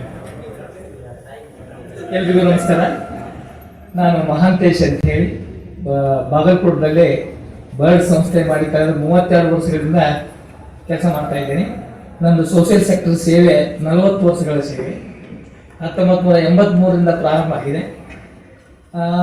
33 ವರ್ಷಗಳ ಸಂಸ್ಥೆಯಲ್ಲಿ ಪ್ರಮುಖವಾಗಿ ನಿರಂತರ ಕಾರ್ಯಕ್ರಮದೊಳಗೆ CFM ಪಾತ್ರ ಬಹಳ ಪ್ರಮುಖವಾಗಿದೆ. ಕಂಪ್ಲೈನ್ಸ್ ಫೈನಾನ್ಸ್ ಮ್ಯಾನೇಜರ್ ಅವರು ಒಂದು ಕಾಷನ್ ಬೆಲ್ ಇದ್ದಾಗ ನಾವು ರಿನ್ಯೂವಲ್ಸು FCRA ರಿನ್ಯೂವಲ್ಸು ಇನ್ನೂ ಸೆಪ್ಟೆಂಬರ್ದಲ್ಲಿ ಇದೆ ಅಂತ ತಿಳ್ಕೊಂಡು ಹೇಳಿದಾಗ ಸೆಪ್ಟೆಂಬರ್ದಲ್ಲಿ ಅಂತ ಅಂದಾಗ ಅವ್ರು ಹೇಳ್ತಾ ಇದ್ರು ಸೆಪ್ಟೆಂಬರ್ದಲ್ಲಿ ಇದ್ರೆ 6 ತಿಂಗಳು ಮುಂಚಿತನೇ ನೀವು ರಿನ್ಯೂವಲ್ಗೆ ಅಪ್ಲಿಕೇಶನ್ ಹಾಕಬೇಕು ಆನ್ಲೈನ್ ಅಂತ ಎಚ್ಚರಿಕೆ ಕೊಟ್ಟಾಗ ನಮ್ಗೆ ಸೆಪ್ಟೆಂಬರ್ದಲ್ಲಿ ಮುಗಿಯೋದು ನಾವು 6 ತಿಂಗಳು ಮುಂಚಿತ ಆದಾಗ ಮನೆ ಇನ್ವೆಸ್ಟಿಗೇಟರ್ ಬಂದು ಇನ್ವೆಸ್ಟಿಗೇಷನ್ ಮಾಡಿ ಅರ್ಲಿ ನಮ್ಗೆ FCRA ರಿನ್ಯೂವಲ್ ಮಾಡಿಬಿಟ್ಟಿದ್ದಾರೆ. ಅದು ಗ್ರೇಟ್ ಅಚೀವ್ಮೆಂಟ್. ಅದೇ ರೀತಿ ಬೇರೆ ಬೇರೆ ಪಾಲಿಸಿಗಳು ಇರ್ತಿದ್ವು. ಪಾಲಿಸಿಗಳು ಏನಿರ್ತದ್ದು ಫೈಲ್ ಮಾಡಿ ಪಾಲಿಸಿಗಳು ಮಾಡ್ತಿದ್ವಿ. ಅದು ಕಮಿಟಿ ಇರ್ತಿದ್ದಿಲ್ಲ, ಕಮಿಟಿ ಮೀಟಿಂಗ್ ರೆಗ್ಯುಲರ್ ಆಗ್ತಾ ಇರಲಿಲ್ಲ, ಮಿನಿಟ್ಸ್ ಆಗ್ತಾ ಇರಲಿಲ್ಲ. ಹೀಗಾಗಿ ಆ ಪಾಲಿಸಿಗಳನ್ನ ಅಪ್ಡೇಟ್ ಮಾಡಲಿಕ್ಕೆ CFM ಅವರು ನಮ್ಗೆ ಪ್ರತಿ ಸಲ ಈ ಪಾಲಿಸಿ ರಚನೆ ಆಗಿದೆ, ಈ ಪಾಲಿಸಿ ಮೀಟಿಂಗ್ ಆಗಬೇಕು, ಮೀಟಿಂಗ್ ಕರಿಬೇಕು, ಮೀಟಿಂಗ್ ನೋಟಿಸ್ ಕೊಡಬೇಕು, ಅವ್ರು ಮುಟ್ಟಿದ ಬಗ್ಗೆ ರಿಸೀವ್ಡ್ ಸಿಗ್ನೇಚರ್ ತಗೊಳ್ಬೇಕು, ಆಮೇಲೆ ಮಿನಿಟ್ಸ್ ಬರೀಬೇಕು, ಮಿನಿಟ್ಸ್ ಸರ್ಕ್ಯುಲೇಷನ್ ಮಾಡಬೇಕು ಅಂತ ಎಚ್ಚರಿಕೆ ಕೊಟ್ಟಿದ್ದಾರೆ. ಅದು CFM. ಅದೇ ರೀತಿ ಬೇರೆ ಬೇರೆ ವಿಚಾರಗಳು ಅಕೌಂಟ್ ಟ್ಯಾಲಿ. ಈಗ ನಮ್ಮಲ್ಲಿ ಕ್ಯಾಶ್ ಟ್ರಾನ್ಸಾಕ್ಷನ್ ಸಂಬಂಧಪಟ್ಟಂತೆ ಇರ್ತೀವಿ. ಈಗ ನಾವು 0 ಕ್ಯಾಶ್ ಟ್ರಾನ್ಸಾಕ್ಷನ್ ಆನ್ಲೈನ್, ಇವನ್ ಟೆಲಿಫೋನ್ ಬಿಲ್ ಸಹಿತ ಆನ್ಲೈನ್ ಇದು ಏನು ಟ್ರಾನ್ಸಾಕ್ಷನ್ ಮಾಡ್ತಾ ಇದ್ವಿ. ಈ ರೀತಿ CFM ಅದು ಸಾಕಷ್ಟು ಕೆಲಸ ಮಾಡಿದ್ದಾರೆ. ಅವರು 3 ಪಾತ್ರ ವಹಿಸಿದ್ದಾರೆ: ಕಂಪ್ಲೈನ್ಸ್ ಪಾತ್ರ, ಫೈನಾನ್ಸ್ ಪಾತ್ರ, ಮ್ಯಾನೇಜರ್ ಪಾತ್ರ. ಹೀಗಾಗಿ ಅವ್ರ ಪಾತ್ರ ಬಹಳ ಪ್ರಮುಖವಾಗಿದೆ. ಆ ವಿಷಯಕ್ಕೆ ಸಂಬಂಧಪಟ್ಟಂತೆ ಬಹಳ CFMಗಳಿಗೆ ಅಭಿನಂದನೆ ಸಲ್ಲಿಸಬೇಕಾಗಿತ್ತು. ಅದೇ ರೀತಿ ನಾನು ಈ ಟೀಮ್ಗೆ APD ಟೀಮ್ಗೆ ಬಹಳ ಇಡೀ ತಂಡಕ್ಕೆ ನಾನು ಅಭಿನಂದನೆಯನ್ನು ಸಲ್ಲಿಸ್ತೇನೆ. ಯಾಕಂತಂದ್ರೆ ನಾವು ಎಲ್ಲ 40 ವರ್ಷದ ಅನುಭವದ ಸಾಕಷ್ಟು ಮಾಹಿತಿ ಅದ, ತಿಳುವಳಿಕೆ ಅದ, ನಮ್ಗೆ ಯಾರು ಹೇಳೋರು ನಮ್ಗೆ ಯಾರು ಕೇಳೋರು ಅಂತ ಲೆಕ್ಕದೊಳಗಿದ್ವಿ ನಾವು. ಆದ್ರೆ ನಿರಂತರ ಕಾರ್ಯಕ್ರಮದೊಳಗೆ ಕಲಿಯೋದು ಭಾಳ ಇದೆ, ಕಲ್ತದ್ದು ಭಾಳ ಇದೆ, ಇನ್ನೂ ಕಲಿಬೇಕಾಗಿದ್ದು ಭಾಳ ಇದೆ ಅಂತ ತಿಳ್ಕೊಂಡು ಹೇಳ್ತಾ ಮತ್ತೊಮ್ಮೆ ಅವ್ರಿಗೆ ಧನ್ಯವಾದಗಳನ್ನು ಹೇಳ್ತೇನೆ.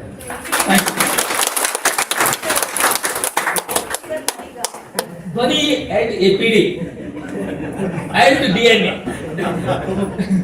ಫಸ್ಟು ಅಲ್ಲಿಂದ ಬಂದಿದೆ ನಮ್ಮದು.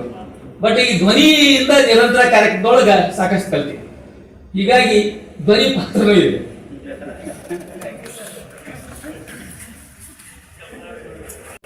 I request Shibulal sir and Ritesh to sit on the other side of the screen so that we were streaming videos.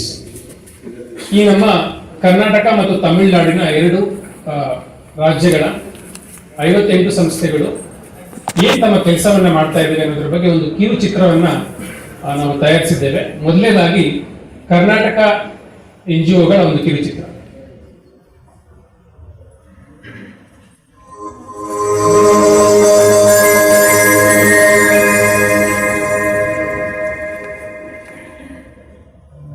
Non-profit organizations, especially small and rural NGOs, play a key role in India's development journey. They face many challenges, from lack of funds to building effective teams. Against all odds, they continue to serve their communities, including the most vulnerable and marginalized. Their areas of work include health, education, women's empowerment, child rights, self-help groups and microcredit, livelihoods, environment, agriculture and more. The more effective grassroots organizations are, the faster the pace of our social development. Empowering such non-profits is Dhwani Foundation. For over 15 years, Dhwani Foundation has been dedicated to strengthening India's social sector in partnership with NGOs, foundations, governments and other stakeholders. Some of the biggest challenges that social sector organizations, especially small and rural NGOs face today, are in organizational development, establishing trust and accountability with external stakeholders, sustainability, and meeting donor expectations. We offer capacity building programs, technology solutions, support services, and strategic collaborations in the areas of MIS and technology, HR, accounting and finance, marketing and digital media, program planning and supervision, strategy, compliance, and governance. We also support implementing best practices to enable effective and impactful operations. A bird's eye view of the NGOs we support. Abhi is a non-profit organization with women, children and natural resource management since 1992. They have organized women into SHGs and liable to banks for financial support. The organization is tirelessly working for child rights and runs a child helpline with the support of government. Axilor is a registered voluntary organization established with a mission to empower persons with disability, women, elderly and children. The organization is undertaking programs for PWDs to build livelihood skills for job opportunities, early intervention and early education project for children with developmental delays, and Santuan Women Helpline for women facing atrocities. Shri B.D. Tapi Undergone Memorial Charitable Trust works in welfare and development of persons with disabilities in Karnataka. Over the years, the trust rapidly expanded its work and has reached persons with disabilities including children, youth and adults in 11 districts of Karnataka to date. Bijapur Integrated Rural Development Society, BIRDS, has been working with vulnerable target group families, especially landless, scheduled castes and scheduled tribes, small and marginal farmers and women in selected backward taluks of Bijapur and Bangalore districts of Karnataka. We work on various socio-economic issues and development of rural poor through diversified developmental activities. Chaitanya Rural Development Society is a registered non-profit that aims at the upliftment and sustainable development of rural poor, empowerment of women, backward and minority communities through education, microfinance, health, environment, watershed development, social awareness and community-based rehabilitation programs. Dream India Network works with the most vulnerable groups of children and adults, including destitute men and women since 2011. They care for children's health and education and provide shelter homes for them.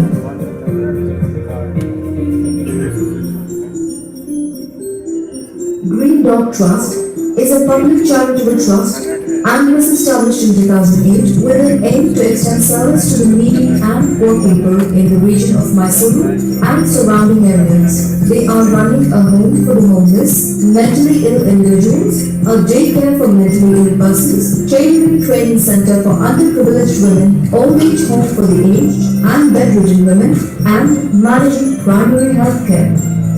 RCDSS was started by a group of social workers with primary objective to eradicate poverty and facilitate the process to uplift or improve the lives of the urban poor, rural poor, persons in need and vulnerable to different forms of neglect, stigma and discrimination. IPDP was established in the year 2004, works for the welfare and development of women and children by enhancing economic and social well-being of women and children through programs in the areas of education, health, microfinance, water and nutrition. Institute for Rural Development, Vijaypur, IRD, has a wide range of working experience in ecology, environmental programs, renewable energy, solid waste management, rural sanitation and vermicomposting. IRD is also involved in rural development, skill development of women, SHG formation and livelihood. Maitri Sarva Seva Samiti. Maitri is a registered voluntary organization with 35 years of experience and expertise in the issues related to child right activism, women empowerment, community development, advocacy in good governance, solid waste management, rural and urban horticulture, creation of eco-friendly water and sanitation facilities in rural and urban areas of Karnataka. Nisarga is a unit of Franciscan Sisters of Mary, Hosadurga, committed to the empowerment of children, women, small and marginal farmers by promoting community-based organizations and their capacity building and for the protection and promotion of environment. Organization for the Development of People is a non-profit, secular and non-political organization established in 1984 and is working for the upliftment of poor and the marginalized through natural resource management, livelihood enhancement, health and sanitation, capacity building programs and good governance in 4 districts of Karnataka since 4th January 1984. Kravarga is a registered voluntary organization established in 1994 aimed at improving the livelihood of the poor farmers, women, youth and children in the North Karnataka region. They follow a people-centered approach in the implementation of all their interventions through formation of sustainable people's institutions. Rural Environmental Awareness Community Health REACH began its work in ensuring the community right over non-timber forest producers. It has extended its activities to community health and education, children and women rights, empowerment of rural poor on food security schemes and employment under NREGA, women property rights and empowerment of Gram Sabhas and strengthening PRIs. Sandhya is a non-voluntary organization committed to provide the highest quality of special education and vocational training to the differently abled children. They mainly work with children from poor socio-economic background and train them in special education, sports and culture, mainstream employment, and make them self-dependent. Sadhana is a voluntary organization committed to the welfare of the people in rural, urban and tribal communities. The organization aims at forming community-based organizations and bring about a positive change through people's participation and promoting the values of equality, commitment, transparency and integrity. Sampada, established in 2014, the Diocese of Udupi became a part of the Cross Bangalore, thus became a partner of Women Empowerment Program in Karnataka. As per their requirements, Sampada started self-help groups and has been collaborating with other organizations for the work of ecology and development of the people. Service Agency for Rural Women and Children is established with a mission to provide vulnerable disabled children, women as well as the elderly with a holistic engagement and empowerment programs to enable equitable growth in the society and ensure dignified as well as healthier lives for them. Seva Bharati. Seva Bharati is a registered voluntary organization established in 2004, transforming the lives and livelihood of neglected sectors of the society. They run extensive programs in 6 districts of Karnataka to enable and empower people with spinal cord injuries and rural women through their systematic interventions. Sevak works with community-based organizations, promoting livelihood opportunities, management of natural resources, improving health and education status, protecting the rights of the children, empowerment of women to raise and manage resources independently.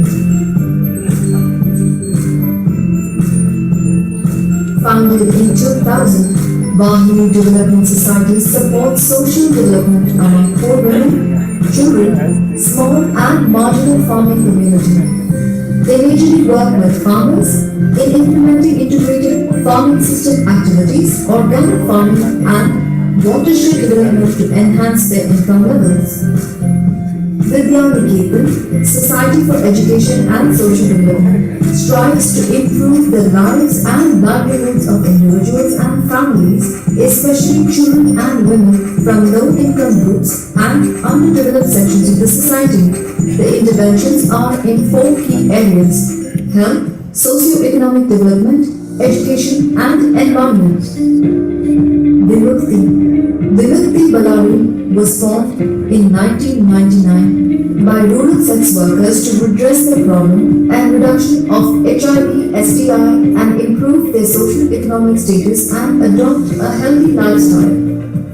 Their main effort is to build their capacity and to create an enabling environment to access their entitlements. Vishal believes that sustainable management of natural resources is the key to improve livelihoods, stable agricultural development and ecological balances, and has been creating sustainable livelihood for the rural community, leading to their empowerment.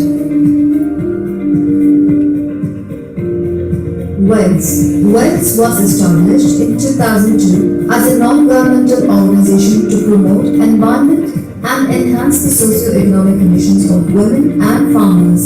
As an environment-oriented organization, watershed development programs, soil and water conservation, and sustainable agricultural practices are implemented.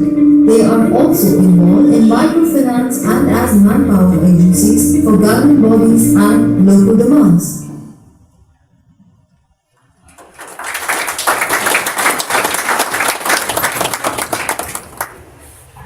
Thank you for all the wonderful work the NGOs in Karnataka are doing, and we are proud to be partners with them.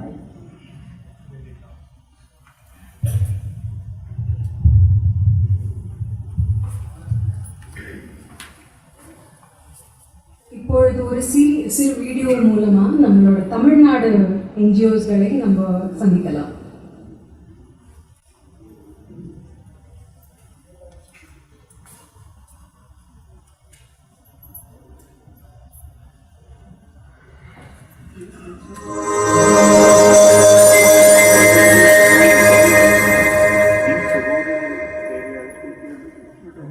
A bird's eye view of the NGOs we support. Satyam Special School has been at the forefront of enabling the disabled with focused education through therapeutic interventions and individualized learning plans. Not only children, but even vulnerable parents are taken care of. Vulnerable Trust focuses on promoting the welfare of nomadic communities by providing their children protection, health, nutrition, and holistic education. Verudigal focuses on the upliftment of marginal communities, low-income, Dalit women, and children who are exploited of their rights and dignity through vocational and math skills training. Community Seva Center focuses on child development and the welfare of families from backward communities by collaborating with various organizations, including the Central and State Welfare Board, Women's Education and Economic Development Society. WEEDS focuses on discrimination against marginalized women. It educates especially Dalit women from socially backward groups through vocational training. Indian Development Organization Trust, INDO, is a youth-enabled NGO that began with assistance for drought-hit areas. INDO has grown to developing lower communities, providing quality education, water and sanitation, awareness generation and vocational training. Rural Women Development Trust has been rescuing and rehabilitating wounded women laborers of Dalit communities. RWDT has implemented various rights-based projects to help the downtrodden recognize their rights and get access to basic necessities. Community Organization for Oppressed and Depressed Upliftment. Guru Trust aims at making communities self-sufficient, self-reliant, and improve the standards of the marginalized. Environmental issues like organic farming, social developmental projects like empowering youth and women are undertaken by providing skills training. Global Trust for the Differently Abled aims at creating an inclusive society to transform the lives of the underprivileged. It works towards the betterment of those with special needs. Community Action for Rural Development CARD is committed to supporting the livelihood, education and environmental needs of communities. Initiatives to prevent domestic violence against women and children. Association for Sustainable Community Development. ASCOD works to attain sustainable development of the underprivileged in rural areas. They focus on empowering women, imparting the entrepreneurial spirit, fighting domestic violence, and providing primary health care. Grameen Trust works towards improving the living standards of those at the bottom of the pyramid. Its focus areas include improving agricultural practices, increasing farmers' income, and empowering children with education. SINAM has always fought against injustice on marginalized communities and works for the welfare of underprivileged children, Dalit communities, widows, differently abled, and people affected by HIV or AIDS. IRCDS focuses on the development of women and children in rural and urban areas. It has family counseling centers, promotes women entrepreneurship, supports orphans with education, food, shelter, and also supports the disabled to set up their own businesses. RV Trust works for the welfare of persons with mental and physical disabilities, minorities, and rural communities. It offers educational and rehabilitation programs to create a pathway for children with special needs. ISM's focus has been in the welfare of minorities like bonded workers. ISM has set up cooperatives to empower tribal and Dalit communities. Peace Foundation focused on assisting women in distress, support farmers, elderly, and those undergoing hospitalization, organize youth camps, undertake relief work during disasters. READ aims at improving the social, educational, and economic conditions of the underprivileged, irrespective of caste, creed, religion, and gender, conducts skill development programs to empower people from oppressed communities. Salem People Trust campaigns against child labor, child marriage, and sex-selective abortion, rescuing children and providing life skill education. It also educates children about rights and violations and encourages them to pursue higher education. READ Foundation focuses on improving the livelihood of women and young girls who drop out of school. It also offers entrepreneurship programs for women to gain necessary skills for their growth. Shanti Vinayam works towards the upliftment of women and children from weaker sections in remote areas. Its activities also extend to helping children with special needs through special teaching equipment and multidisciplinary interventions. Siva Trust enables marginalized people to access education and employment opportunities. Community participation and strong commitment by the NGOs team has ensured sustained results in the community. Shri Arunodayam Trust focuses on the betterment of people with disabilities. The Trust rescues abandoned, disabled children, providing them with a safe and loving environment. Even intellectually challenged children are also taken care of.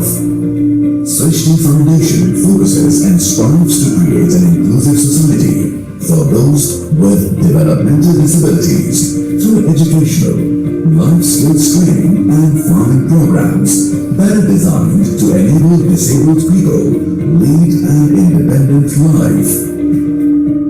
Tendril Movement, with people-centered schemes, community-based programs that empower and build capacity. The movement aims at developing people at the grassroots level. St. Thomas Trust has taken up social development activities for underserved communities. They offer education and employment opportunities to people living in remote areas of Erode and Madurai districts. They implement various programs to uplift people out of poverty and promote livelihoods.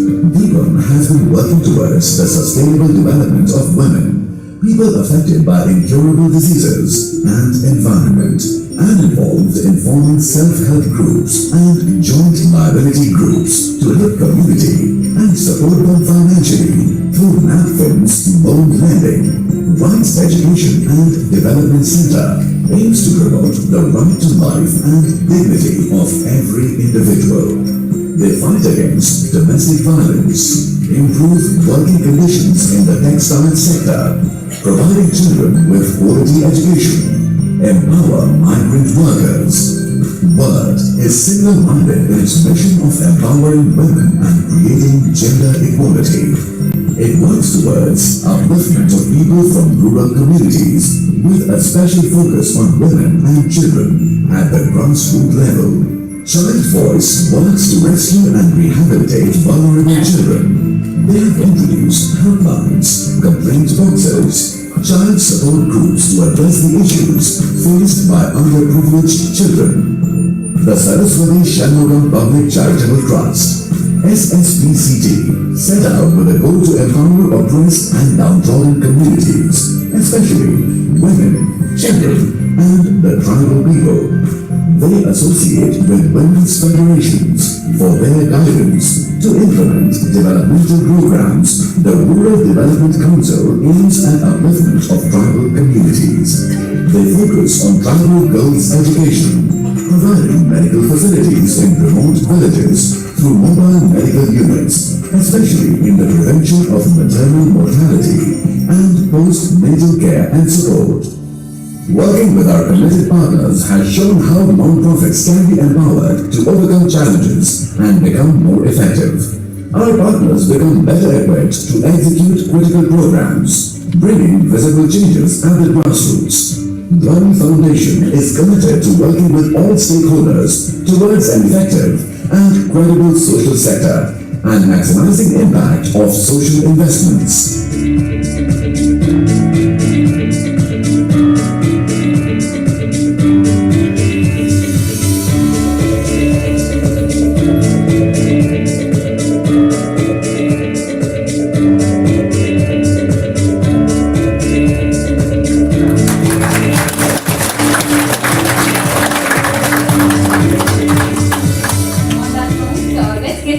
Congratulate our Tamil Nadu winners. I request Mr. Shibulal and Ms. Manju, our managing trustee, to please come on the stage, please.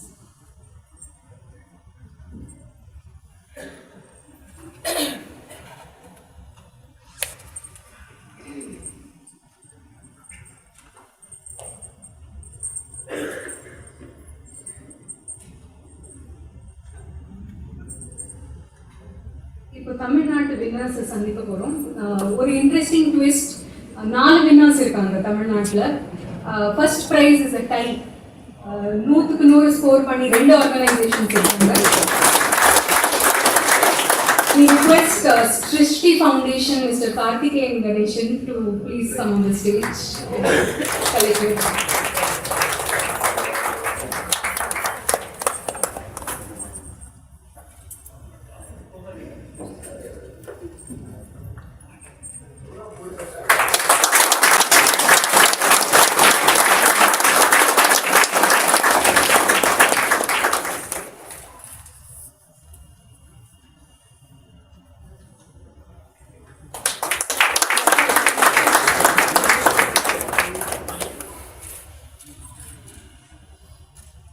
request you to please say a few words.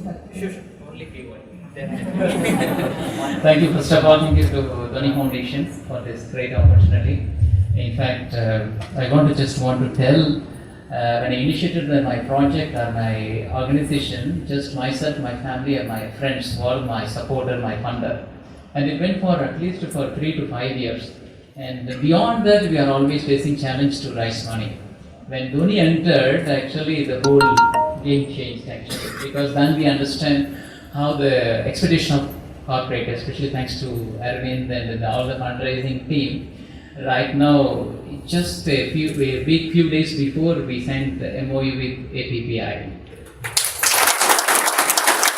And soon we are going to sign MOU with SBI Foundation. And we signed MOU with Intellect, other CSR. And we signed MOU with other CSR program. So that way the fundraising is happening like a miracle and magic. But nothing but, I think we just followed all the things supposed to be followed as a non-profit organization. Thanks to Dhwani and the whole team for your support and guidance and encouragement. And of course my fellow co-head, all the 32 organization, of course, we were sitting the whole day in front of the computer, imagine sir, so hard actually. So thanks to Kamalakandan sir and other people who always bring a lot of critical questions to Dhwani. That's also like mind-opening for us. Thanks to everyone and congratulations to other Dhwani partners. Of course, we received like 100% just on behalf of you. It's not just only specific. Thanks to everyone. Thank you.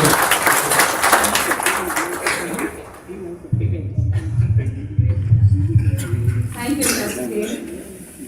We invite Ms. Chitra Shah from Satya Special School as the next. She has also secured 100% score.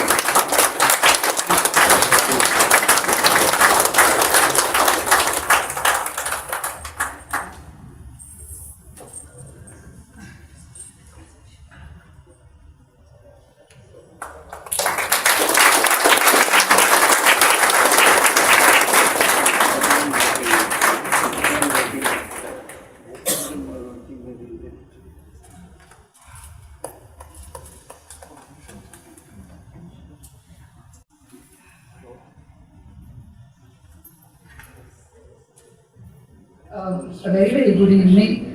A wonderful occasion. Got to listen to somebody so inspiring. Thank you so much for it.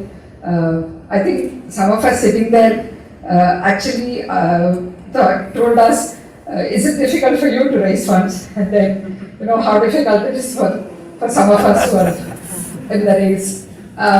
So I was supposed to talk about MIS and technology.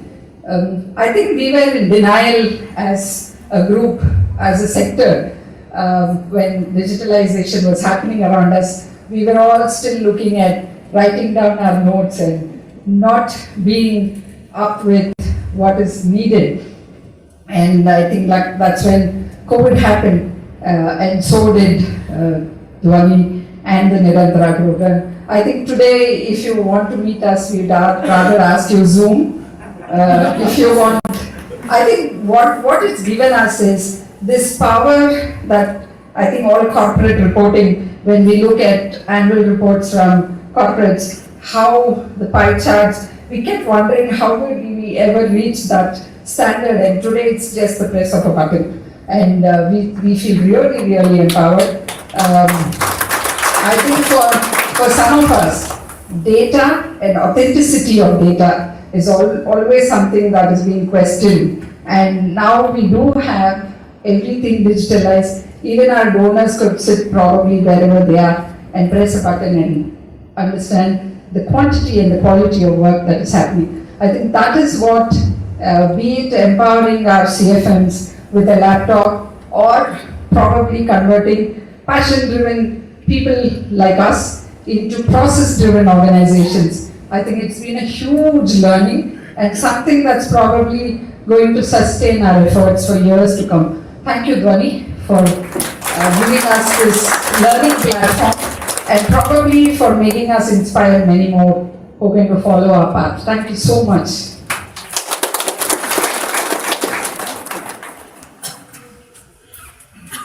And Thank you for those kind words.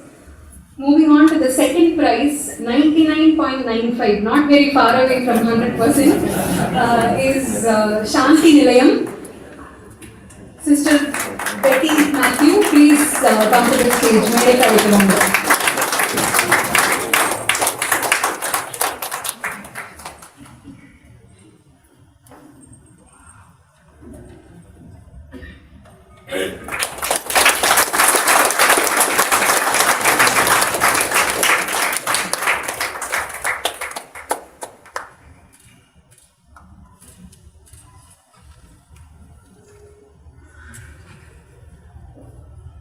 request you to please say.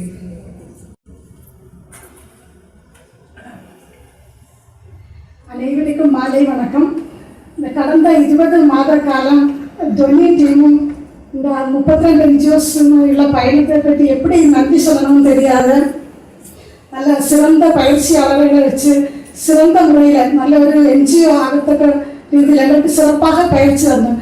அதுக்கு எங்கள் சான்றிதழே சார்பாக துவனி டீமுக்கு அனைவருக்கும் நன்றியும் மனமார்ந்த நன்றியும் பாராட்டுகளையும் தெரிவித்துக் கொள்கிறோம். குறிப்பாக கவர்னன்ஸ் பற்றி பேசலாம்னு நினைக்கிறேன். எங்களுக்கு இந்த ஒரு ஸ்டாஃபில் எப்படி அப்பாயின்மெண்ட் பண்ணணும், அதே போல போர்டு மெம்பர்ஸ் ஒவ்வொருவருக்கும் அப்பாயின்மெண்ட் லெட்டர் கொடுத்து எப்படி அவங்களை அப்பாயின்மெண்ட் பண்ணலை, இன்ஸ்ட்ரக்ஷன் செக்லிஸ்ட் மூலமா எப்படி அவங்கள அப்பாயின்ட் பண்ணலை, அப்படியெல்லாம் நாங்கள் இதுக்கு முன்னாடி யோசிச்சதே இல்லை. நாங்கள் ஒரு 25 வருஷமாகவே எங்கள் என்ஜிஓ கன்னியாகுமரி மாவட்டத்தில் செயல்பட்டு வருகிறது. இந்த நிரந்தரா ப்ரோக்ராமில் ட்ரைனிங்க்கு அப்புறம் தான் நாங்கள் அப்படி ஒவ்வொரு மெம்பர்ஸுக்கும் அப்பாயின்மெண்ட் லெட்டர் கொடுத்து சிறந்த முறையில் நல்ல ஒரு டீம் எங்களுக்கு ஃபார்ம் பண்ண முடிஞ்சு. அது எங்களுக்கு ரொம்ப பெரிய மகிழ்ச்சி. அதே போல் அந்த உபதேசத்து மூலமாக எங்களுக்கு ஒரு நல்ல போர்டு மெம்பர் அவங்களுக்கு தருக்கு நந்தகுமார் சார், அவங்க எங்களுக்கு நல்ல ஒரு போர்டு அட்வைசரி மெம்பர் ஆகிட்டு அதுக்கப்புறம் போர்டு மெம்பர் ஆகிட்டு நாங்கள் அப்பாயின்மெண்ட் பண்ணி அவ்வளோ நாளாக எங்களுக்கு இந்த சிஸ்டர்ஸ் மட்டும்தான் இருந்தது.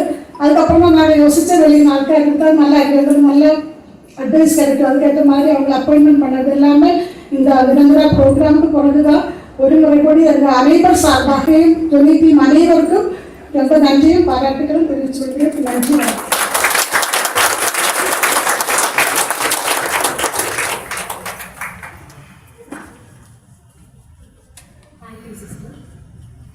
Moving on to the third prize, Development of Education, Environment Parity and Awareness Movement Society, DEEPAM. We are at a 99.23 score. Welcome Ms. Dhwani to the stage.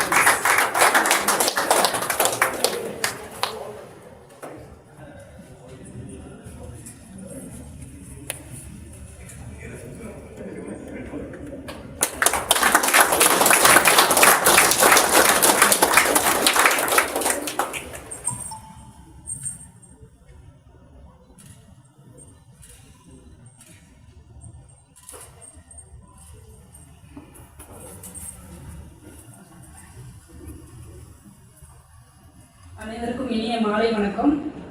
நான் அசஸ்மெண்ட் டூல் அதை சம்பந்தமாக மட்டும் பேசுகிறேன். நான் முதல்ல அசஸ்மெண்ட் டூலில் முதல்ல சிஎம்எஸ்ல பண்ணோம். செகண்ட் டைம் கூகுள் டிரைவில் பண்ணோம். மூணாவது 4வது டைமில் அந்த அசஸ்மெண்ட் டூலில் ரெடி பண்ணோம். முதல்ல பார்த்தீங்கன்னா எங்ககிட்ட எல்லா வேலையும் பண்ணுவோம், டாக்குமெண்ட் எல்லாமே இருக்கும். ஆனால் முறையான டாக்குமெண்ட் எங்ககிட்ட கிடையாது. எப்பயாவது டோனர் வராங்க, இல்லை டிபார்ட்மெண்ட் ரிசீட் வராங்க, இல்லை ஆடிட் பண்ணணும் அப்படின்னும் போது தான் அந்த ஃபோட்டோ எங்கே இருக்குது, இந்த டாக்குமெண்ட் எங்கே இருக்குது, நோட் எங்கே இருக்குது அப்படின்னு சொல்லிட்டு எல்லாமே ரெடி பண்ணிட்டு இருந்தோம். இப்போ பார்த்தீங்கன்னா அந்த 161 பேராமீட்டரில் எல்லா டாக்குமெண்ட்டும் பக்காவாக ரெடி பண்ணி எந்த டோனர் வந்தாலும் சரி, அதே போல் எந்த டிபார்ட்மெண்ட் ரிசீட் வந்தாலும் சரி, எங்களால் பக்காவாக அந்த டாக்குமெண்ட் கொடுக்க முடியும் அப்படின்ற கான்ஃபிடென்ட் எங்களுக்கு வந்திருக்கு. அதே மாதிரி பார்த்தீங்கன்னா ஃபஸ்ட்டு அசஸ்மெண்ட்டில் பார்த்தீங்கன்னா எங்களோட தமிழ்நாட்டில் 32 NGO இருக்காங்க. அந்த 32ல் 31வது இடத்துல நாங்கள் வந்தோம். 52 மார்க் வாங்கினோம். அடுத்த நாள் காலையில் நிக்கில் சார் எனக்கு ஃபோன் பண்ணி ரொம்ப பாராட்டினாரு. மேடம் சூப்பராக பண்ணியிருக்கீங்க, நான் ஒன்றும் உங்களை குறையாலாம் சொல்லலை, என்ன ஒன்று எங்கள் பணம் எங்கள் டைமு, உங்கள் பணம் உங்கள் டைம் எல்லாமே வேஸ்ட்டுன்னு நான் நினைக்கிறேன், பார்த்துக்கோங்க அப்படின்னு சொன்னார்.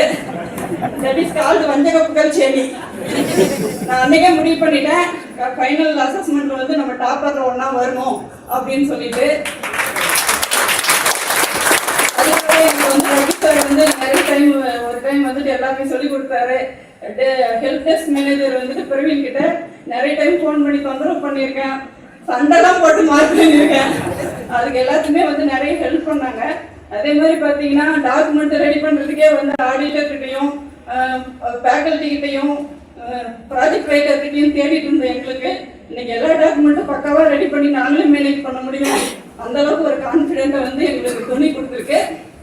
என்னோட சிஎஃப்எம் எஃப்ஆர்எம் இவங்களே வந்து மற்ற என்ஜிஓ கைட் பண்ணுற அளவுக்கு வளர்ந்துருக்காங்க அப்படின்னா அதுக்கு வந்து அந்த துணி ஃபவுண்டேஷன் தான் ஒரு காரணம். அப்படிப்பட்ட துணி ஃபவுண்டேஷனுக்கு எங்கள் நிறுவனத்தின் சார்பாக மிக்க நன்றியை தெரிவித்துக் கொள்கிறேன். நன்றி, வணக்கம்.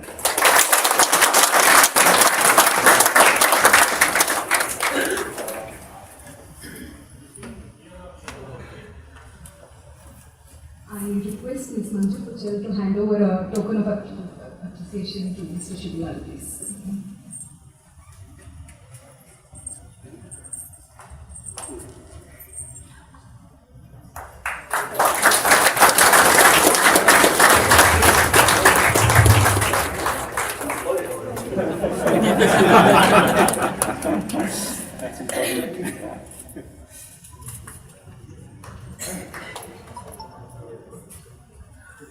Thank you, sir. I request our trustee, Arvind sir, to come and say a vote of thanks to our guests today.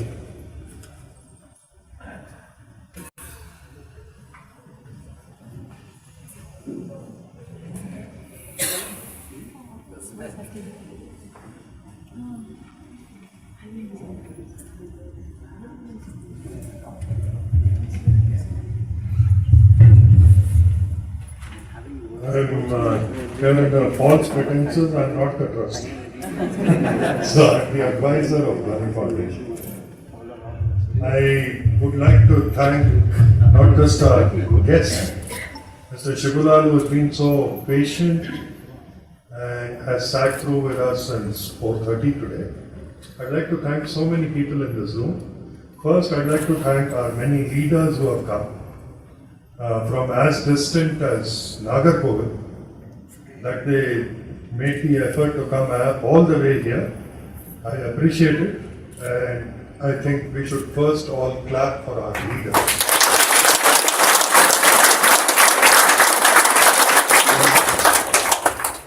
Second, even more, is the many Updeshak directors who have come today. They all have a different life. That they give so much time to this NGO is great, but on top of that they came today to see their NGOs get the certificate, the award. I really appreciate from the bottom of my heart. Thank you all.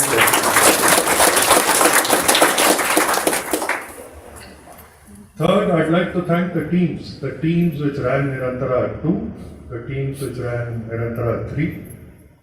They did a lot of work, some you heard. But a lot is very difficult to relate what they did at all. As the last madam said, there was some coercion, there were some threats. But I'd like to believe that they also did some good work and cajoled people the right way. It's interesting to see the journey that has happened. But what you also have to remember is batch 3, for instance, was recruited on the net. We couldn't even go see them. More importantly, our own manager was recruited on the net. We didn't see him for 6 months.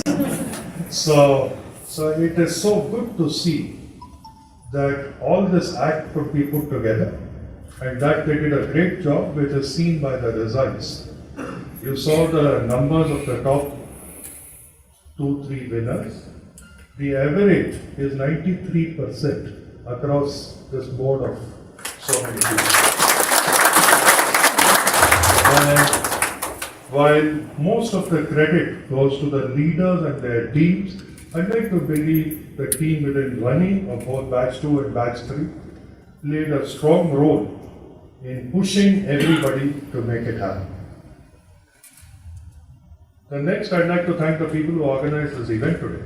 And there has been a lot of running around. As always, Dhwani was so busy doing everything else that they only got down to this 10 days ago, but still they managed to make it all happen. Thank you all. And last, I'd like to thank Mr. Shibulal. Mr. Shibulal, as you saw one facet of him today. He is involved in the social sector, but Mr. Shibulal has many other lives, and he juggles all of them and very well. And it is good to see that between all this, that he could come, take time, and not just spend an hour or two, but so many hours with us is terrible. From his speech, I'd like to believe that each of us took something home. I have noted down 2 things that I'm going to do on the basis of what Mr. Shibulal said. And I think there's a lot we could learn from him, but most of all what we need to learn is his emphasis on process and systems, which is what Dhwani Foundation also aspires to do. Last, I'd like to thank Ratish. So good of him to come. Ratish and Satwa have always been good friends of Dhwani, and that he could come again today and spend so much time with us, I appreciate it. Thank you.